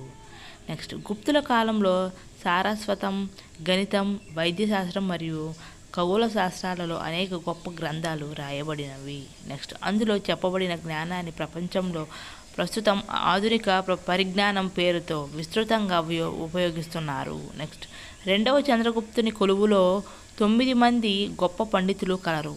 వీరినే నవరత్నాలు అంటారు. నవరత్నాలలో కాళిదాసు ప్రసిద్ధ కవి. నెక్స్ట్, అద్భుతమైన రాతి గుహలకు గుప్తుల కాలం ప్రసిద్ధి. వారి కాలంలో పెయింటింగ్లకు, వాస్తుశిల్ప కళా నైపుణ్యానికి అజంతా, ఎల్లోరా గుహలు గొప్ప ఉదాహరణలు. నెక్స్ట్, గణిత శాస్త్రంలో ఆవిష్కరణలు చూద్దాం. ఆర్యభట్ట ప్రముఖ ఖగోళ శాస్త్రవేత్త, గణిత శాస్త్రవేత్త. బీజగణితాన్ని వీరి కాలంలో ఉపయోగించారు. నెక్స్ట్, భారతీయ శాస్త్రవేత్తలు సున్నా భావనను అభివృద్ధి చేశారు. నెక్స్ట్, సున్నాకు గుర్తును కూడా తయారు చేశారు. 1 నుండి 9 సంఖ్యలకు గుర్తులను గుప్తుల కాలంలోనే కనుగొన్నారు. నెక్స్ట్, వీరు కనుగొన్న అల్గారిథమ్స్ను నేడు కంప్యూటర్ ప్రోగ్రామ్స్లో ఉపయోగిస్తున్నారు.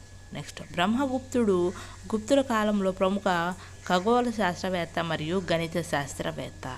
ఇతను సౌర సంవత్సరాన్ని దాదాపు ఖచ్చితంగా లెక్కించగలిగినాడు. నెక్స్ట్, భారతదేశంలో మొట్టమొదటి ఉపగ్రహం పేరు ఆర్యభట్ట. నెక్స్ట్, 1975లో దీనిని అంతరిక్షంలోకి ప్రయోగించారు. ఇది పూర్తిగా స్వదేశీ పరిజ్ఞానంతో తయారు చేయబడింది. నెక్స్ట్, వైద్య శాస్త్రం గురించి చూద్దాం. చరకుడు మరియు సుశ్రుతుడు గుప్తుల కాలంలోని గొప్ప వైద్య పరిజ్ఞానం గల నిపుణులు. గాయపడిన ముక్కలకు ప్లాస్టిక్ సర్జరీ చేసిన మొట్టమొదటి భారతీయ శస్త్రచికిత్స నిపుణుడు సుశ్రుతుడు. గుప్తుల కాలంలోని వైద్యులు విరిగిపోయిన ఎముకలను సరిచేసి ఆపరేషన్లు కూడా చేసేవారు. ఔషధంతో కూడిన మొక్కలను వ్యాధులను నయం చేయడంలో ఉపయోగించేవారు. నెక్స్ట్, వ్యాధి కంటే వ్యాధికి గల మూల కారణాన్ని నిర్మూలించాలని వైద్యులు భావించేవారు. చరకుడు చరహ సంహిత అను గ్రంథాన్ని రచించినారు. నెక్స్ట్, ఇది ఆయుర్వేదిక వైద్యానికి సంబంధించి ప్రాథమిక గ్రంథం. ఆ కాలముతో ప్రఖ్యాతి వైద్యునిగా చరకుడు పేరు గావించినాడు. నెక్స్ట్, ఖగోళ శాస్త్రంలో అన్వేషణలు చూద్దాం. నక్షత్రాలు మరియు గ్రహాల కదలికలను గమనించాడు. భూమి గుండ్రంగా ఉంటుందని మరియు సూర్యుని చుట్టూ తిరుగుతుందని తెలుసుకున్నారు. భూమికి సూర్యునికి మధ్య చంద్రుడు అడ్డు వచ్చినప్పుడు గ్రహణాలు ఏర్పడతాయని వారు భావించేవారు. ఎవరు? గుప్తులు అన్నమాట. నెక్స్ట్ గురుత్వాకర్షణ శక్తి గురించి కూడా వీరికి తెలుసు. ఎవరికి? గుప్తులకి. నెక్స్ట్ భారతీయ శాస్త్రవేత్తలు ఎలాంటి ప్రయోగశాలలు మరియు ప్రయోగాలు లేకుండానే పై విషయాలన్నీ కనుగొన్నారు. నెక్స్ట్ పై విషయాలన్నిటికీ కేవలం ఊహించడం ద్వారానే చెప్పగలిగారు. నెక్స్ట్ ఆధునిక శాస్త్రవేత్తల పరిశోధనల ద్వారా పై విషయాలన్నీ ఖచ్చితమైనవని నిరూపించబడినవి. నెక్స్ట్ గుప్తుల కాలంలో లోహ శాస్త్ర పరిజ్ఞానంలో నిపుణులు. నెక్స్ట్ ఇనుము మరియు ఉక్కుతో ఆయుధాలు తయారు చేసేవారు. నెక్స్ట్ ఆధునిక బంగారు నాణాలను పోలి ఉండే వాటిని కూడా వీరి కాలంలో ముద్రించుట జరిగినది. నెక్స్ట్ శాస్త్ర విజ్ఞానం, జ్యోతిష్య శాస్త్రం, గణితం మరియు సాహిత్య రంగాలలో గుప్తుల కాలంలో అనేక కొత్త విషయాలు కనుగొనుట జరిగినది. నెక్స్ట్ అందువలన గుప్తుల కాలాన్ని భారతదేశ చరిత్రలో స్వర్ణయుగం అంటారు. నెక్స్ట్ హూనుల దండయాత్రల వలన భారతదేశంలో గుప్త సామ్రాజ్యం అంతరించింది. ఎవరి దండయాత్ర వలన? హూనుల దండయాత్ర వలన గుప్త సామ్రాజ్యం అనేది భారతదేశంలో అంతరించింది. నెక్స్ట్ శాతవాహనుల గురించి చూద్దాం. మౌర్య సామ్రాజ్య పతనం తర్వాత దక్కన్ ప్రాంతంలో అనేక తెగలు ప్రాంతాన్ని రాజ్యాలుగా విభజించుకొని పరిపాలన ప్రారంభించారు. అలా ఏర్పడిన రాజులలో శాతవాహనులు ఒకరు. శాతవాహనులు నర్మదా నది మరియు కృష్ణా గోదావరి పరివాహక ప్రాంతం నుండి పెద్ద రాజ్యాన్ని ఏర్పాటు చేసుకోగలిగారు. నెక్స్ట్ గుంటూరు జిల్లాలోని అమరావతి సమీపంలోని ధాన్యకటకం నుండి పరిపాలించారు. ఇది కృష్ణానదీ తీరంలో కలదు. నెక్స్ట్ గౌతమిపుత్ర శాతకర్ణి గురించి చూద్దాం. శాతవాహన రాజులలో ముఖ్యమైన రాజులు గౌతమిపుత్ర శాతకర్ణి, వాసిష్ఠపుత్ర పులోమావి మరియు యజ్ఞశ్రీ శాతకర్ణి. శాతవాహనులు 300 సంవత్సరాలు పరిపాలించారు. నెక్స్ట్ గౌతమిపుత్ర శాతకర్ణి శాతవాహన రాజులందరిలో గొప్పవాడు. ఇతను శకులను, యవ్వనులను, పహ్లావులను ఓడించాడు. నెక్స్ట్ దక్షిణ భారతదేశంలో 3 సముద్రాల మధ్య ప్రాంతాన్ని జయించాడు. నెక్స్ట్ అందువలన అతనిని త్రిసముద్రాధీశ్వరుడు అని బిరుదు వచ్చింది. ఎవరికి? గౌతమిపుత్ర శాతకర్ణికి త్రిసముద్రాధీశ్వరుడు అనే బిరుదు వచ్చింది. నెక్స్ట్ శాతవాహన కాలంలో ఉన్న ఓడ నాణేలు ప్రసిద్ధి చెందినవి. నెక్స్ట్ అవి సముద్ర వ్యాపారంలో ఆంధ్రుల యొక్క నైపుణ్యాన్ని మరియు నౌకాదళ శక్తిని తెలియజేస్తాయి. నెక్స్ట్ అంతర్జాతీయ వ్యాపారంపై శాతవాహనులు మంచి పట్టును కలిగి ఉన్నారు. రోమ్ దేశాలతో వీరికి మంచి వ్యాపార సంబంధాలు కలవు. నెక్స్ట్ శాతవాహనులు హిందూ మతాన్ని అనుసరించారు, బౌద్ధ మతాన్ని కూడా ప్రోత్సహించారు. నెక్స్ట్ నాగార్జునకొండ మరియు అమరావతి శాతవాహన కాలం నాటి ప్రసిద్ధ బౌద్ధ క్షేత్రాలు. నెక్స్ట్ ప్రముఖ బౌద్ధ వేదాంతి ఆచార్య నాగార్జునుడు వీరి కాలంలో నివసించి ఉన్నాడని చెప్పబడుతున్నదన్నమాట. నెక్స్ట్ ఇక్ష్వాకుల గురించి చూద్దాం. శాతవాహనుల తర్వాత విజయపురి ప్రధాన కేంద్రంగా ఇక్ష్వాకులు రాజ్యాన్ని స్థాపించారు. కృష్ణానది ఒడ్డున నాగార్జునకొండకు సమీపంలో విజయపురి కలదు. నెక్స్ట్ ఇక్ష్వాకులు శక్తివంతమైన రామాయణంలోని శ్రీరాముని వారసులుగా చెప్పుకుంటారు. నెక్స్ట్ ఇక్ష్వాకుల స్త్రీలు నాగార్జునకొండకు పెద్ద మొత్తంలో విరాళాలు ఇచ్చారు. నెక్స్ట్ పల్లవుల రాజవంశం గురించి చూద్దాం. పల్లవులు క్రీస్తుపూర్వం 300 నుంచి 900 సంవత్సరాల మధ్య దక్షిణ భారతదేశాన్ని పరిపాలించారు. నెక్స్ట్ తమిళనాడులో కాంచీపురం వీరి రాజధాని. నెక్స్ట్ కృష్ణానది లోయ ప్రాంతాల్లో తమ పరిపాలన ప్రారంభించారు. నెక్స్ట్ పల్లవులు తమ అధికారాన్ని దక్షిణ ఆంధ్రప్రదేశ్ మరియు ఉత్తర తమిళనాడు వరకు విస్తరించారు. నెక్స్ట్ దక్షిణ భారతదేశంలోని వాస్తు శిల్పకళ నైపుణ్యానికి పల్లవరాజులు ఎంతో సేవ చేశారు. వారి కాలంలో వాస్తు శిల్పకళ రాతిని తొలిచి నిర్మించే ఆలయాల నుంచి రాతితో నిర్మించే ఆలయాల స్థాయికి మారినది. నెక్స్ట్ తొలి పల్లవ రాజులలో మొదటి మహేంద్రవర్మ ప్రసిద్ధి చెందిన రాజు. నెక్స్ట్ మొదటి మహేంద్రవర్మ అతడు గొప్ప వాస్తు శిల్పకళాభిమాని. అతను ప్రవేశపెట్టిన నూతన ద్రావిడ వాస్తు శిల్పకళను మహేంద్రుని రీతి శిల్పకళ అంటారు. గుహాలయాల యొక్క ప్రభావం శిల్పకళపై ప్రస్ఫుటంగా కనిపిస్తుంది. నెక్స్ట్ మొదటి నరసింహవర్మ గురించి చూద్దాం. మొదటి నరసింహవర్మ తదుపరి ముఖ్యమైన పల్లవరాజు. ఇతను మహేంద్రవర్మ యొక్క కుమారుడు. ఇతనిని మహామల్లుడు అని కూడా పిలుస్తారు. మహాబలిపురం రేవు పట్టణాన్ని ఇతడు మంచి వాస్తుశిల్ప కళా నైపుణ్యంతో అందంగా నిర్మించాడు.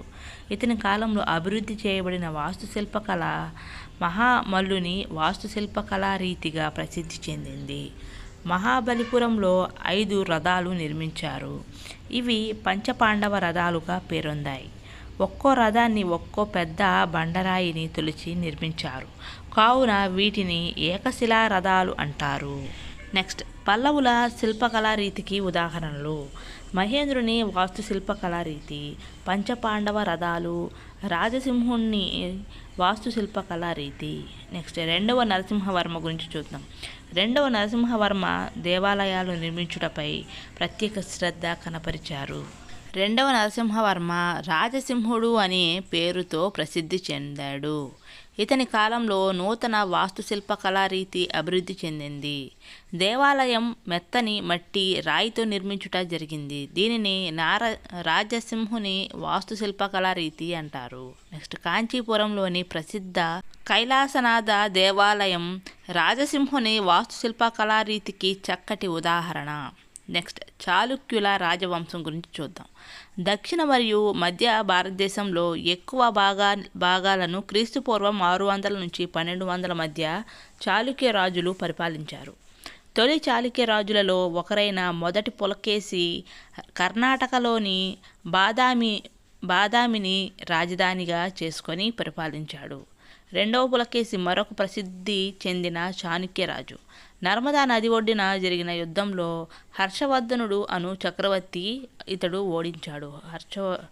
హర్షవర్ధనుడు అను చక్రవర్తిని ఇతడు ఓడించాడన్నమాట.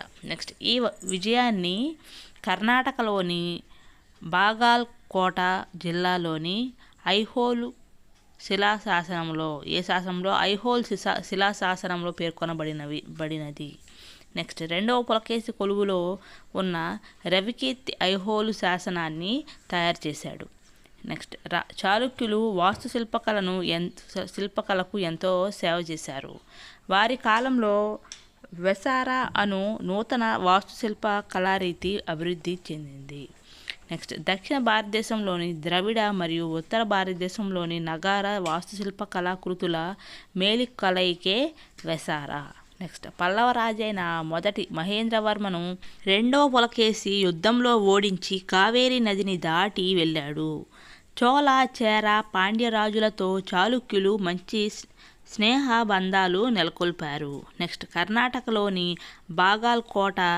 బాగల్కోట్ జిల్లాలో ఒక చిన్న గ్రామం పట్టడగల్. ఈ గ్రామంలో 10 దేవాలయాలు కలవు. అందులో 4 దేవాలయాలు నగర నిర్మాణ శైలిలో ఉండగా మరొక 4 దేవాలయాలు ద్రవిడ నిర్మాణ శైలిలో ఉన్నవి. నెక్స్ట్, విరూపాక్ష దేవాలయం మరియు సంగమేశ్వర దేవాలయం ద్రవిడ నిర్మాణ శైలిలో ఉండగా పాపనాథ ఆలయం నగార నిర్మాణ శైలిలో ఉన్నది. నెక్స్ట్, థర్డ్ లెసన్ ప్రభుత్వం గురించి చూద్దాం. ఒక దేశాన్ని లేదా ఒక రాష్ట్రాన్ని నియంత్రిస్తూ వాటి కొరకు నిర్ణయాలు తీసుకునే ప్రజల సమూహాన్ని ప్రభుత్వం అంటారు. నెక్స్ట్, సాధారణంగా ప్రభుత్వం 3 భాగాలను కలిగి ఉంటుంది. అవి: 1 శాసన నిర్మాణ శాఖ, 2వది కార్యనిర్వాహక శాఖ, 3వది న్యాయశాఖ. ఫస్ట్, శాసన నిర్మాణ శాఖ భారత పార్లమెంట్, 2వది కార్యనిర్వాహక శాఖ రాష్ట్ర భవన్, 3వది న్యాయశాఖ ఏంటి సుప్రీంకోర్టు అన్నమాట. నెక్స్ట్, నిర్ణయాలు, దాన్ని చట్టాలు అంటారు. నిర్ణయాలు తీసుకోవటం, అమలు పరచడంతో పాటు పాఠశాలలు, ఆసుపత్రులు, రోడ్డు నిర్మించడం వంటి అనేక కార్యకలాపాలను ప్రభుత్వం నిర్వహిస్తుంది. నెక్స్ట్, ప్రజల సంక్షేమం కోసం ప్రభుత్వం వివిధ పథకాలను కూడా అమలు చేస్తుంది. నెక్స్ట్, రాచరికము అంటే ఏంటో చూద్దాం. ఒక రాజు లేక ఒక రాణి చేసే పాలనను రాచరికం అంటారు. దీనిలో వారసత్వంగా అధికారంలోకి వస్తారు. ఉదాహరణ: అశోకుడు తన తండ్రి బింబిసారుని తర్వాత అధికారంలోకి రావడం. నెక్స్ట్, ప్రజాస్వామ్యము అంటే ఏంటో చూద్దాం. ఇది ప్రజలు నడుపుతున్న ప్రభుత్వ రూపం. ఇక్కడ ప్రతి పౌరునికి ఓటు వేయడానికి అధికారం ఉంది. ఇక్కడ అధికారాన్ని వారసత్వంగా పొందలేము. ప్రజల చేత ప్రజల కొరకు పనిచేసే ప్రభుత్వమే ప్రజాస్వామ్యం. అబ్రహాం లింకన్ అన్నాడన్నమాట. భారతదేశం ఒక ప్రజాస్వామ్య దేశం. నెక్స్ట్ ప్రజాస్వామ్యంలో 2 రకాలు ఉన్నవి. అవి ఒకటి ప్రత్యక్ష ప్రజాస్వామ్యం. అంటే ప్రజాస్వామ్యం అంటే ఏంటో చూద్దాం. ప్రజలు నేరుగా నిర్ణయం తీసుకోవడంలో పాల్గొంటారు. ఉదాహరణకి స్విట్జర్లాండ్. ఈ దేశంలో పౌరులు ఒక ప్రదేశంలో సమావేశమై నిర్ణయాలు తీసుకుంటారు లేదా చట్టాలు చేస్తారు. ఇక్కడ తక్కువ జనాభా ఉన్నందున ఇది సాధ్యమైంది. నెక్స్ట్ ప్రత్యక్ష ప్రజాస్వామ్యంలో పౌరులు మాత్రమే చట్టాలు చేయగలరు. అన్ని మార్పులను పౌరులు ఆమోదించాలి.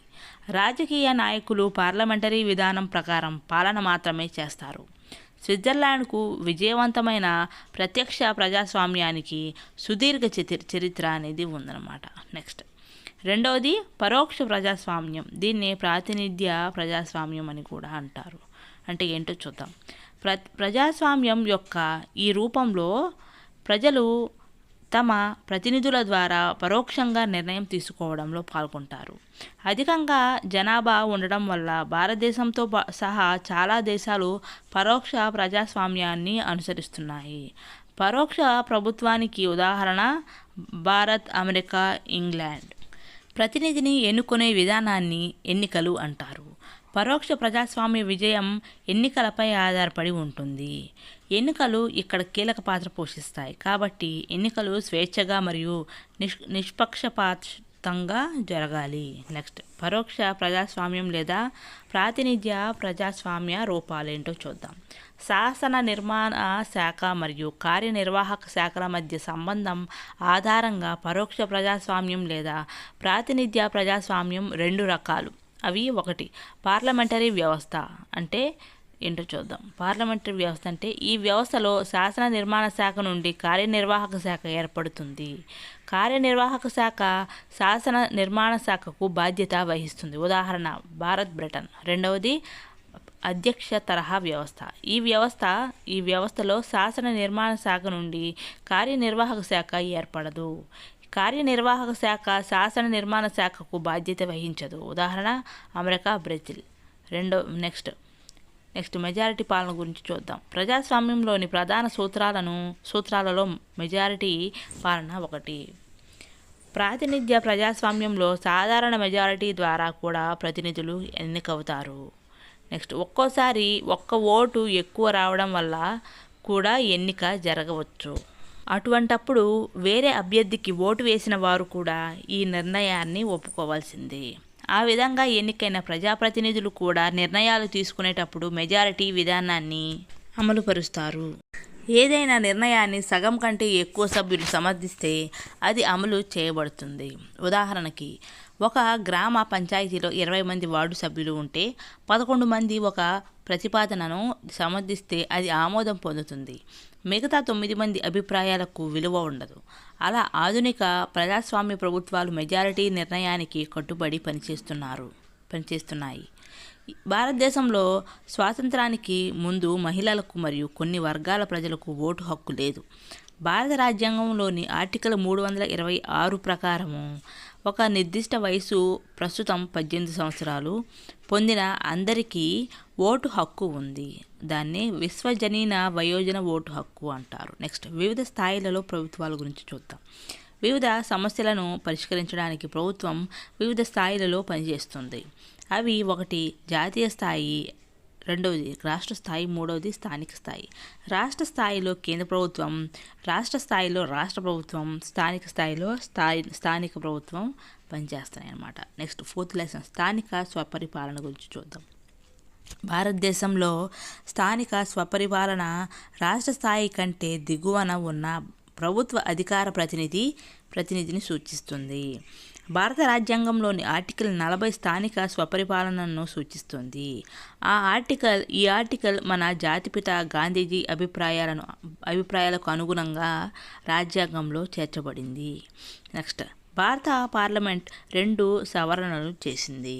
1992వ సంవత్సరంలో చేయబడిన 78వ రాజ్యాంగ సవరణ గ్రామీణ ప్రాంతాల్లో స్థానిక స్వపరిపాలనను, 74వ సవరణ పట్టణ ప్రాంతాల్లో స్థానిక స్వపరిపాలనలను ఏర్పాటు చేశాయి. ఈ సవరణల ప్రకారం ఆంధ్రప్రదేశ్ ప్రభుత్వం పంచాయతీరాజ్ చట్టం 1994ను చేసి రాష్ట్రంలోని గ్రామీణ మరియు పట్టణ ప్రాంతాల్లో స్థానిక స్వపరిపాలనలను ఏర్పాటు చేసింది. చోళ సామ్రాజ్యంలోని స్థానిక స్వపరిపాలన ప్రసిద్ధి చెందింది. గ్రామీణ ప్రాంతాల్లో స్థానిక స్వపరిపాలన ఆంధ్రప్రదేశ్ పంచాయతీరాజ్ చట్టం 1994 గ్రామీణ ప్రాంతాల్లో 2 అంచెల స్థానిక స్వపరిపాలనలను ఏర్పాటు చేసింది. 1 గ్రామ స్థాయిలో గ్రామ పంచాయతీ, 2 మండల స్థాయిలో మండల ప్రజా పరిషత్, 3 జిల్లా స్థాయిలో జిల్లా ప్రజా పరిషత్ అన్నమాట. ఫస్ట్ది గ్రామ స్థాయిలో దాని గురించి చూద్దాం. అన్ని ప్రజా సౌకర్యాలను కల్పించడానికి గ్రామ స్థాయిలో 3 విభాగాలు పనిచేస్తున్నాయి. అవి గ్రామ సభ, రెండవది గ్రామ పంచాయతీ. ఫస్ట్ది గ్రామ సభలో దీనిలో గ్రామ ఓటర్లు అందరూ సభ్యులుగా ఉంటారు. నెక్స్ట్ గ్రామ పంచాయతీ అనేది ఇది సర్పంచ్, వార్డు మెంబర్లతో ఏర్పడుతుంది. నెక్స్ట్ గ్రామ స్థాయిలో స్థానిక స్వపరిపాలన ఏంటో చూద్దాం. గ్రామ స్థాయిలో ఇది సాధారణ సభ. గ్రామంలోని ఓటర్లు అందరూ గ్రామ సభలో సభ్యులుగా ఉంటారు. ఇది ప్రత్యక్ష ప్రజాస్వామ్యానికి నిదర్శనం. నెక్స్ట్ గ్రామ సభ గ్రామ పంచాయతీ పనితీరును సమీక్షిస్తుంది మరియు గ్రామ సంక్షేమం గురించి నిర్ణయాలు తీసుకోవడంలో పాల్గొంటుంది.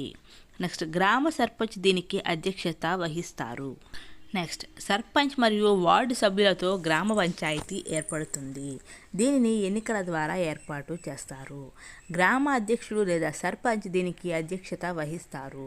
నెక్స్ట్ 1959 సంవత్సరంలో స్థానిక స్వపరిపాలనలను అమలు చేసిన మొదటి రాష్ట్రం రాజస్థాన్. ఇది భారతదేశంలో మొదటి పంచాయతీరాజ్ విధానాన్ని అవలంబించింది. తర్వాత ఆంధ్రప్రదేశ్ అదే సంవత్సరంలో అమలు చేసింది. నెక్స్ట్ గ్రామ పంచాయతీ నిర్మాణం గురించి చూద్దాం.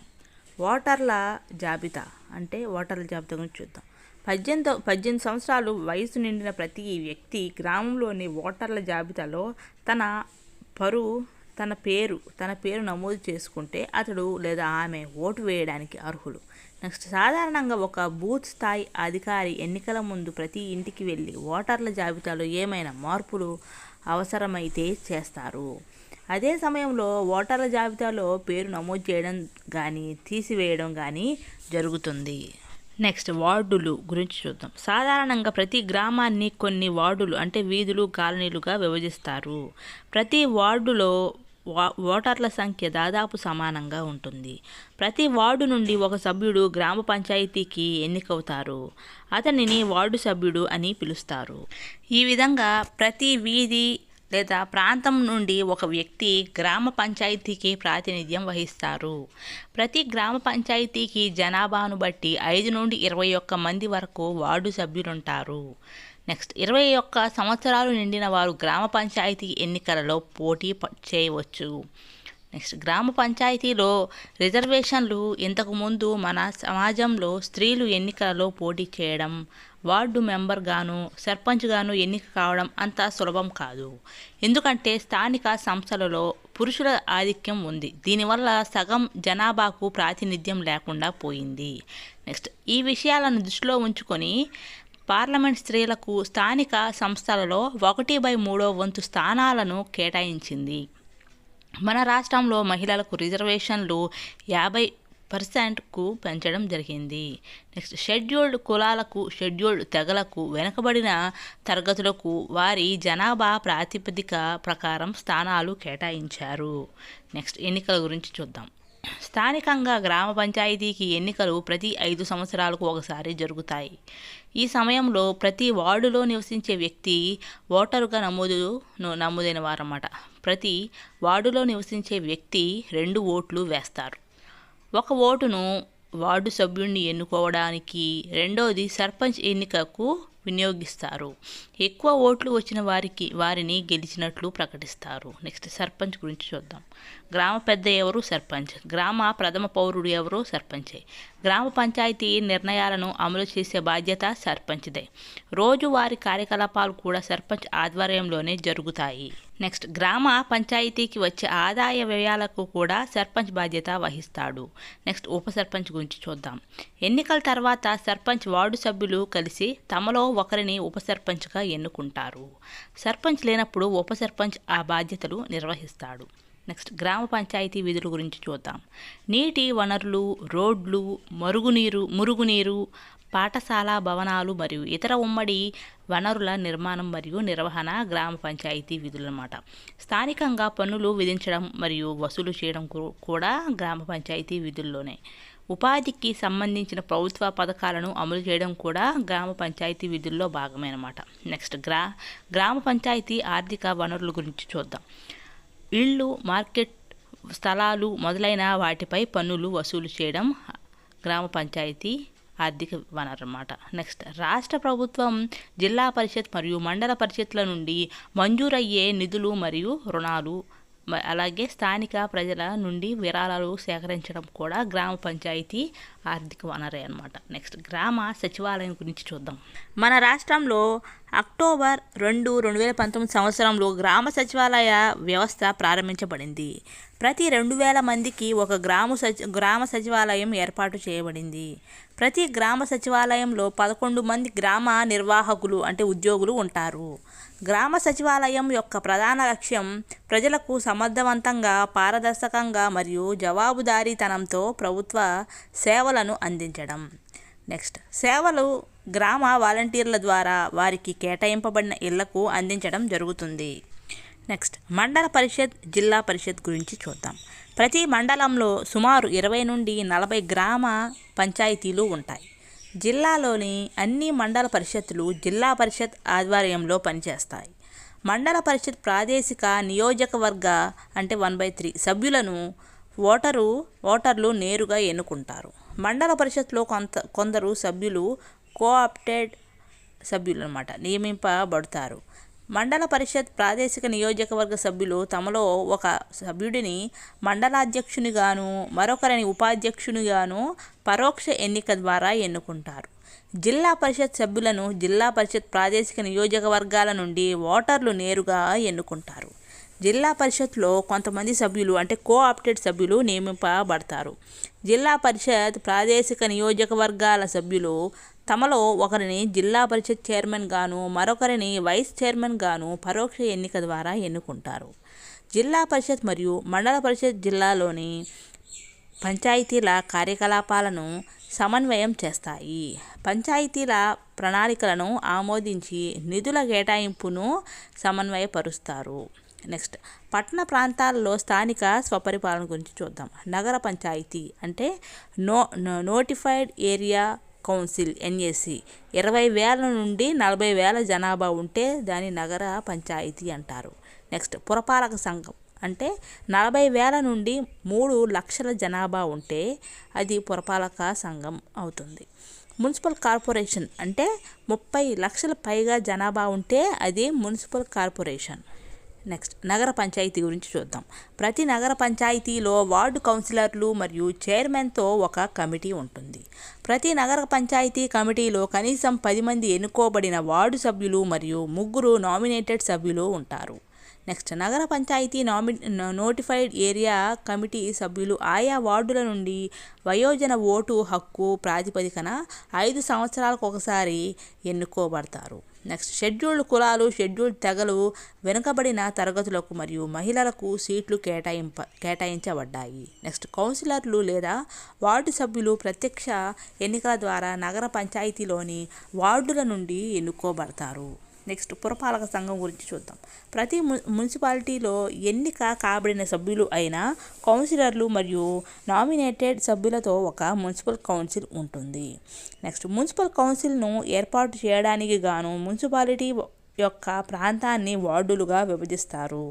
నెక్స్ట్ ప్రతి 5 ఏళ్లకు ఒకసారి వార్డు కౌన్సిలర్లను నేరుగా ఎన్నుకుంటారు. ఈ కౌన్సిలర్లు మరియు కౌన్సిల్ యొక్క ఇతర సభ్యులు కలిసి మున్సిపల్ చైర్మన్ను పరోక్ష ఎన్నిక ద్వారా ఎన్నుకుంటారు. నెక్స్ట్ మున్సిపల్ కార్పొరేషన్ గురించి చూద్దాం. ప్రతి మున్సిపల్ కార్పొరేషన్ కార్పొరేటర్లు అని పిలువబడే ఎన్నుకోబడిన సభ్యులు మరియు నామినేటెడ్ సభ్యులను కలిగి ఉంటుంది. మున్సిపల్ కార్పొరేషన్ ఏర్పాటు కోసం మున్సిపల్ కార్పొరేషన్ యొక్క ప్రాంతాన్ని విభాగాలుగా అంటే వార్డులుగా విభజిస్తారు. నెక్స్ట్ ప్రతి వార్డు నుండి కార్పొరేటర్లు ప్రతి 5 సంవత్సరాలకు నేరుగా ఎన్నుకోబడతారు. ఈ కార్పొరేటర్లు మరియు ఇతర సభ్యులు కలిసి కార్పొరేషన్ మేయర్ను పరోక్ష ఎన్నిక ద్వారా ఎన్నుకుంటారు అన్నమాట. నెక్స్ట్ పురపాలక సంఘం పనితీరు గురించి చూద్దాం. పురపాలక సంఘాలు చాలా పనులు చేస్తాయి.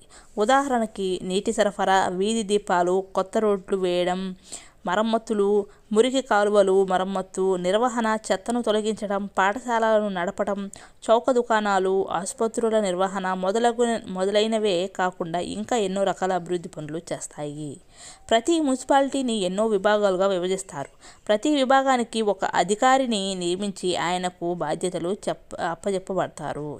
అప్పచెప్తారన్నమాట. నెక్స్ట్ ఉదాహరణకి నీటి సరఫరా విభాగం, విద్యుత్ సరఫరా విభాగం, విద్యా విభాగం, చెత్తను తొలగించే విభాగం మొదలైనవి పురపాలక సంఘంలో విభాగాలు. నెక్స్ట్ వివిధ రకాల పనులు చేపట్టడానికి పురపాలక సంఘానికి కొన్ని కమిటీలు ఉంటాయి. వీటిలో కౌన్సిలర్లకు ముఖ్య భూమిక ఉంటుంది. ఈ కమిటీలు వివిధ విభాగాలు చేస్తున్న పనిని పరిశీలిస్తాయి. ఇది పురపాలక ప్రణాళికను కూడా తయారు చేస్తాయి. తరువాత ప్రతిపాదనలను తయారు చేసి పురపాలక సంఘాల సమావేశంలో చర్చించి అన్ని నిర్ణయాలు తీసుకుంటారు. ఈ నిర్ణయాలను అధికారులు, ఉద్యోగులు అమలుపరుస్తారు. ప్రతి వార్డు కౌన్సిలర్ తన వార్డు సమస్యల పరిష్కారానికి ప్రయత్నిస్తారు. నెక్స్ట్ పురపాలక సంఘం విధులు చూద్దాం. ఇంటి పన్ను, నీటి పన్ను, వీధి దీపాలపై పన్ను, దుకాణాలపై పన్ను, సినిమా టికెట్ల మీద పన్ను మొదలైన వాటిపై పన్నును విధిస్తుంది. ఈ ప్రభుత్వం సంస్థ మంజూరు చేసే నిధుల మీద ఆధారపడుతుంది. ప్రభుత్వం రోడ్లు వేయడానికి, నీటి ట్యాంకు నిర్మించడానికి మున్సిపాలిటీ రోజువారీ నిధులను మంజూరు చేస్తుంది. నెక్స్ట్ 11th లెసన్ భారతీయ సంస్కృతి, భాషలు మరియు మతాలు చూద్దాం.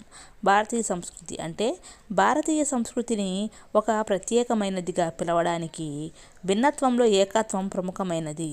భారతీయ సంస్కృతి క్రియాశీలకం మరియు సమ్మిళితం. నెక్స్ట్ భిన్నత్వానికి గల లక్షణాలు, కారణాలు ఏంటో చూద్దాం. భిన్నత్వానికి గల కారణాలు: 1 విశాలమైన దేశం, 2 అనేక జాతుల అనుసంధానం, 3 భౌగోళిక మరియు శీతోష్ణ స్థితి అంశాలలో తేడాల కారణంగా వైవిధ్యం అన్నమాట. ఎన్ని వైవిధ్యాలు ఉన్నప్పటికీ దేశ ప్రజలందరూ తామంతా భారతీయులమని భావిస్తారు. ఈ ఏకత్వ భావననే భిన్నత్వంలో ఏకత్వం అని అంటారు. నెక్స్ట్ భారతీయ సంస్కృతి చాలా పురాతనమైనది. ఇది దాదాపు 5000 సంవత్సరాల పూర్వమే ప్రారంభమైనది. నెక్స్ట్ అయినప్పటికీ భారతీయులు యోగా, వాస్తు శాస్త్రం, గణితం, ఖగోళ శాస్త్రం మరియు వైద్య శాస్త్రాలలో గణనీయమైన పురోగతి సాధించారు. నెక్స్ట్ భాష గురించి చూద్దాం. భాష మరియు సంస్కృతుల మధ్య సన్నిహిత సంబంధం ఉంది. నెక్స్ట్ లిపి మనం చదువుకోవడానికి, రాయడానికి ఉపయోగపడుతుంది. అశోకుడు వేయించిన అన్ని శాసనాల్లోనూ బ్రహ్మీ లిపి అంటారు.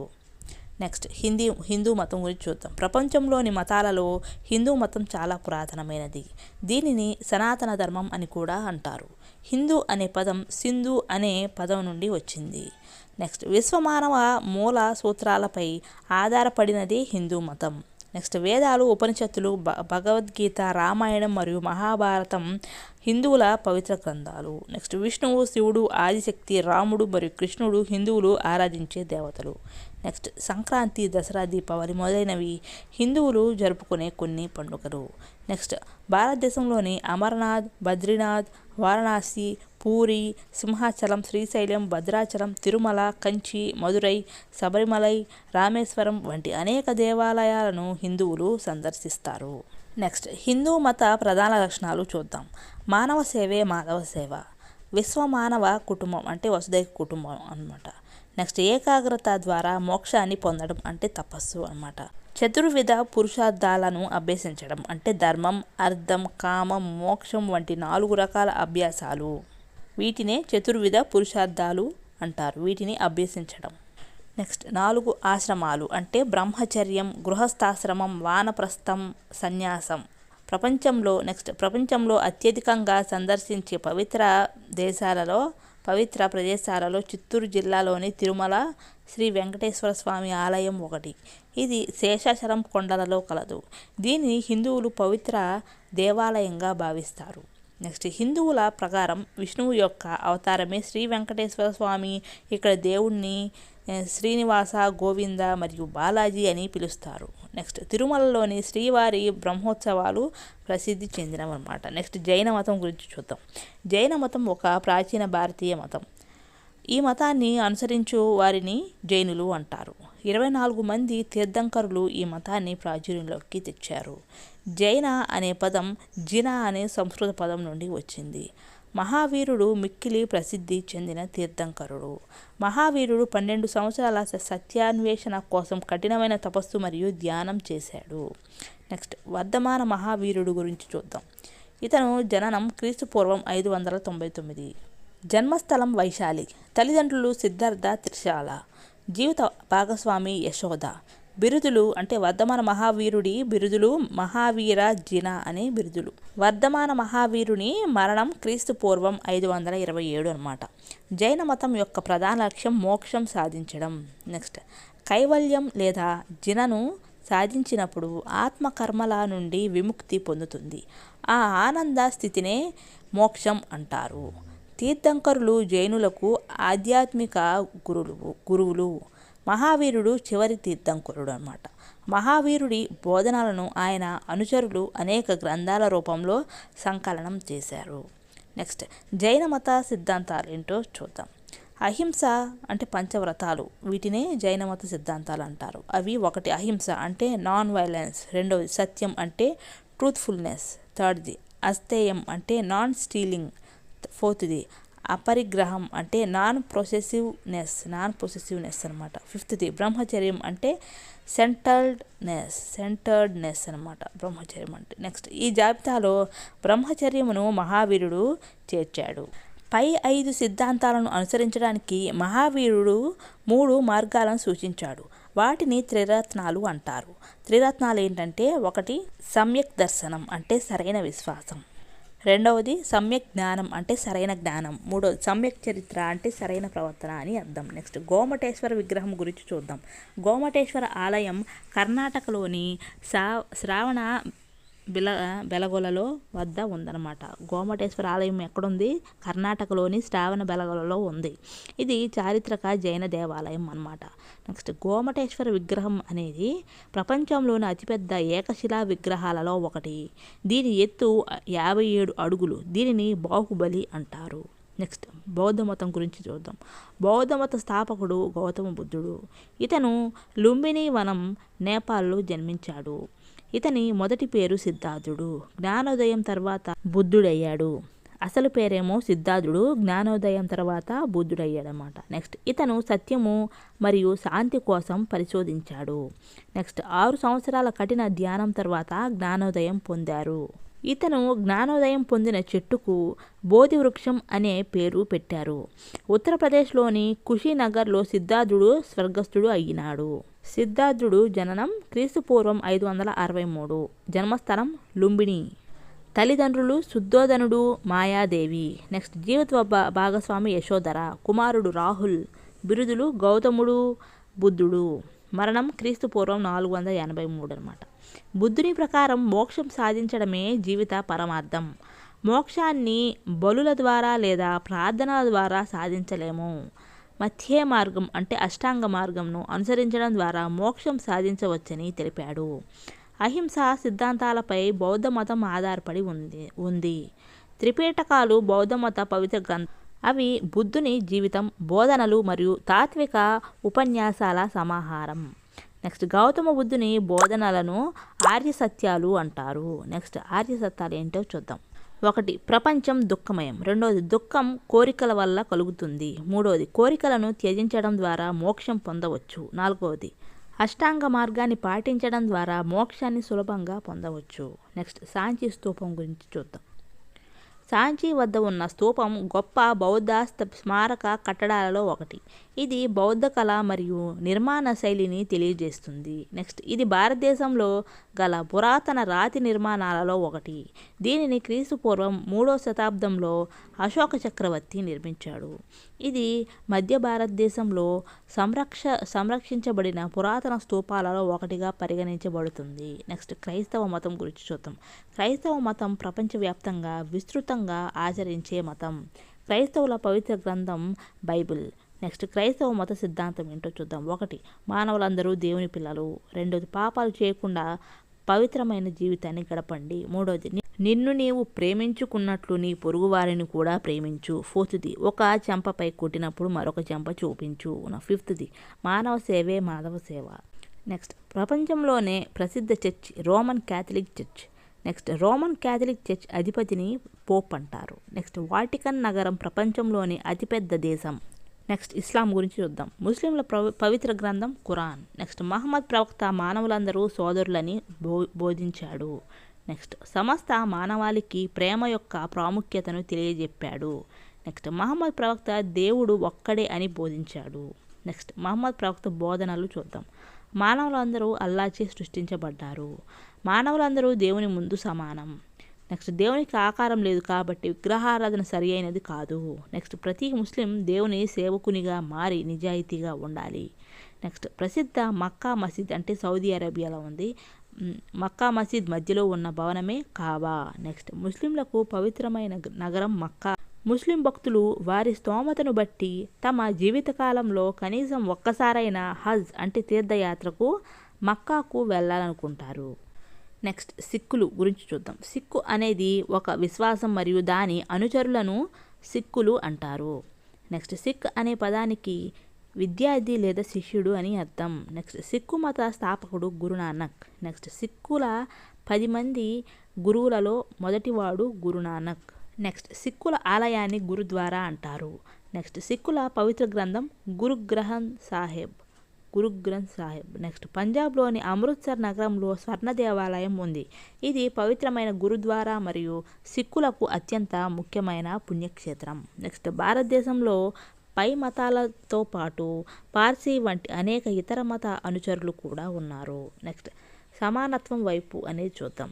దీనిలో వివక్షత రకాలు చూద్దాం. లింగ వివక్షత, జాతి వివక్షత, మత వివక్షత, ప్రాంతీయ వివక్షత, కుల వివక్షత, దివ్యాంగుల పట్ల వివక్షత అనేవి ఇన్ని రకాలుగా ఉన్నాయన్నమాట. 1. అంటరానితనం గురించి చూద్దాం. కొందరు తక్కువ కులం వారని అనబడే వాళ్ళను దూరంగా ఉంచే దురాచారం అంటరానితనం. నెక్స్ట్, జాతి వివక్షత లేదా అపార్బీన్ అంటే జాతి ఆధారంగా వివక్ష చూపటం. నెక్స్ట్, సుస్థిర అభివృద్ధి అంటే భవిష్యత్ తరాల అభివృద్ధి అవకాశాలు తినకుండా ప్రస్తుత తరాల అవసరాలను తీర్చడం. నెక్స్ట్, వివక్షత అంటే ఏంటంటే జాతి, మతం, కులం, లింగం వంటి అంశాల ఆధారంగా కొందరిని అన్యాయంగా అసమానంగా చూడటమే వివక్షత అన్నమాట. నెక్స్ట్, దివ్యాంగుల పట్ల వివక్షత ఏంటో చూద్దాం. PWD చట్టం 2016 ప్రకారం నడవలేని, చూడలేని, వినలేని, మాట్లాడలేని వ్యక్తులను దివ్యాంగులుగా పరిగణిస్తారు. వారిలో కొందరు పుట్టుకతో లేదా ప్రమాదాలలో శరీర భాగాలను కోల్పోవచ్చు. కొంతమంది వారిని అగౌరవంగా చూస్తారు. నెక్స్ట్, సమానత్వ సాధనకు రాజ్యాంగంలో పొందుపరిచిన అంశాలు ఏంటో చూద్దాం. 14వ నిబంధన అంటే చట్టం ముందు అందరూ సమానం. నెక్స్ట్, 15(1) నిబంధన ఏంటంటే మతం, జాతి, కులం, లింగం, పుట్టిన ప్రదేశం వంటి అంశాల ఆధారంగా రాజ్యం ఏ ఒక్క పౌరుని పట్ల వివక్షత చూపరాదు. నెక్స్ట్, 16వ నిబంధన ప్రకారం ప్రభుత్వ రంగ ఉద్యోగాలలో అందరికీ సమాన అవకాశాలు. నెక్స్ట్, 17వ నిబంధన ప్రకారం అంటరానితనాన్ని పాటించడం నిషేధం. దీన్ని పాటించిన వారు చట్ట ప్రకారం శిక్షించబడతారు. అణచివేతకు గురైన వర్గాలకు సమాన స్థాయిని కల్పించేటందుకు రిజర్వేషన్లు కల్పించబడ్డాయి. నెక్స్ట్, 21A నిబంధన ఏంటంటే 6 నుంచి 14 వయసులో ఉన్న బాలలందరికీ ఉచిత నిర్బంధ ప్రాథమిక విద్య. రాజ్యాంగ ప్రవేశిక దేశ ప్రజలందరికీ సమాన హోదాను, అవకాశాలను కల్పిస్తుంది. నెక్స్ట్, అసమానత మరియు వివక్షలను తొలగించడానికి పరిష్కార చర్యలు ఏంటో చూద్దాం. 1. గొప్ప మార్పు తల్లిదండ్రుల నుండి రావాలి. ఇతరుల పట్ల తమ వైఖరులు, మాటలు, ప్రవర్తనలకు తల్లిదండ్రులే ఉత్తమ నమూనాలుగా నిలవాలి. 2. ఇతర మతాల గురించి తెలుసుకోవడానికి సిద్ధంగా ఉండాలి. వారి నమ్మకాలను గౌరవించాలి. 3. స్త్రీలను సమానంగా భావించి గౌరవించాలి. 4. అంగవైకల్యం గలవారిపై ప్రత్యేక శ్రద్ధ చూపాలి. ప్రత్యేక అవసరాలు కలిగిన పిల్లలను ప్రోత్సహించాలి. 5. ఆరోగ్య సంరక్షణ మరియు విద్య వంటి నాణ్యమైన ప్రాథమిక సేవలను అందరికీ విస్తృతంగా అందుబాటులోకి తేవాలి. Next, doctor APJ Abdul Kalam గురించి చూద్దాం. డాక్టర్ ఏపీజే అబ్దుల్ కలాం భారతదేశపు 11వ అధ్యక్షుడిగా ఉన్నారు. ఆయన గొప్ప శాస్త్రవేత్త మరియు గొప్ప రచయిత. ఒక పేద కుటుంబం నుండి వచ్చినప్పటికీ, జీవితంలో ఎన్నో సమస్యలు ఉన్నప్పటికీ ఆయన తన లక్ష్యాన్ని చేరుకున్నారు. ఆయన రాసిన వింగ్స్ ఆఫ్ ఫైర్ అన్న పుస్తకంలో ఇలా అంటాడు: మనమందరం లోపల ఒక దైవాగ్నిలో జన్మించాం. ఆ అగ్గికి రెక్కలిచ్చి ప్రపంచమంతటిని ఆ మంచితనపు వెలుగులతో నింపడానికి మనం ప్రయత్నించాలి. ఆయన ఇంకా ఇలా అంటారు: మనకందరికీ సమాన ప్రతిభ ఉండకపోవచ్చు, కానీ మన ప్రతిభను అభివృద్ధి చేసుకోవడానికి అందరము సమాన అవకాశాన్ని కలిగి ఉన్నాం అని అంటాడన్నమాట. నెక్స్ట్, మరియప్పన్ తంగవేలు గురించి చూద్దాం. మరియప్పన్ తంగవేలు ఒక భారతీయ పారాలింపిక్ హై జంప్ క్రీడాకారుడు. 9 ఏళ్ల వయసులో తన కాలుకు గాయమైంది. అయినప్పటికీ కఠోర సాధన చేసి 2016వ సంవత్సరంలో బ్రెజిల్లోని రియో డి జెనీరోలో జరిగిన పారాలింపిక్స్లో పురుషుల హై జంప్లో ఆయన బంగారు పతకాన్ని సాధించారన్నమాట. నెక్స్ట్, సింధు తాయి ఒక స్ఫూర్తిదాయక వ్యక్తిత్వం గురించి చూద్దాం. సింధు తాయి 1948లో జన్మించింది. ఆమె తండ్రి ఆమెను విద్యావంతురాలిని చేయాలని ఎంతో ఆసక్తి కలిగి ఉండేవాడు. పశువులను మేపేందుకు పంపకుండా ఆమెను బడికి పంపాడు. 9 ఏళ్ల వయసులోనే ఆమెకు వివాహం అయింది. 20 ఏళ్ల వయసులో 9వ నెల గర్భంతో ఉండగా ఆమె భర్త ఆమెను చనిపోయేటంతగా కొట్టాడు. ఒక ఆడబిడ్డకు జన్మనిచ్చి అతి కష్టం మీద ప్రాణాలను నిలబెట్టుకున్నది. పుట్టినింటికి వెళ్ళగా తన తల్లి ఆమెకు ఆశ్రమమివ్వడానికి నిరాకరించింది. అప్పుడు ఆమె రైల్వే ప్లాట్ఫామ్ మీద భిక్షాటన చేయడం మొదలుపెట్టింది. ఈ క్రమంలో తల్లిదండ్రుల చేత వదిలివేయబడ్డ పిల్లలు అనేక మంది ఉన్నారని ఆమె గుర్తించింది. వాళ్ళని ఆమె దత్తత తీసుకున్నది. అనాథల కోసం ఒక ఆశ్రమాన్ని ప్రారంభించింది. 1200 మంది అనాథలకు ఆమె తల్లిగా మారింది. 750 అవార్డులను స్వీకరించింది. రాష్ట్రపతి రామ్నాథ్ కోవింద్ చేతుల మీదుగా నారీ శక్తి పురస్కారాన్ని అందుకున్నది. పేదరికం, బాల్య వివాహం, లింగ వివక్ష, కుటుంబ నిరాదరణ ఇవేమీ ఆమెను ఆపలేకపోయాయి. పట్టుదల గల వ్యక్తికి ఏది అసాధ్యం కాదనడానికి ఇది ఒక నిదర్శనం. నెక్స్ట్, ఆనందీబాయ్ జోషి గురించి చూద్దాం. భారతదేశపు తొలి మహిళా వైద్యురాలు ఈ ఆనందీబాయ్ జోషి. తన మగబిడ్డ పుట్టిన 10 రోజులకే వైద్యం అందక మరణించాడు. ఈ విషాదం తనను వైద్య విద్య చేసేలా ప్రేరేపించింది. 1886వ సంవత్సరంలో వైద్యురాలిగా పట్టా అందుకున్నారు. భారతదేశానికి తిరిగి వస్తుండగా ఆమె క్షయవ్యాధికి గురయ్యారు.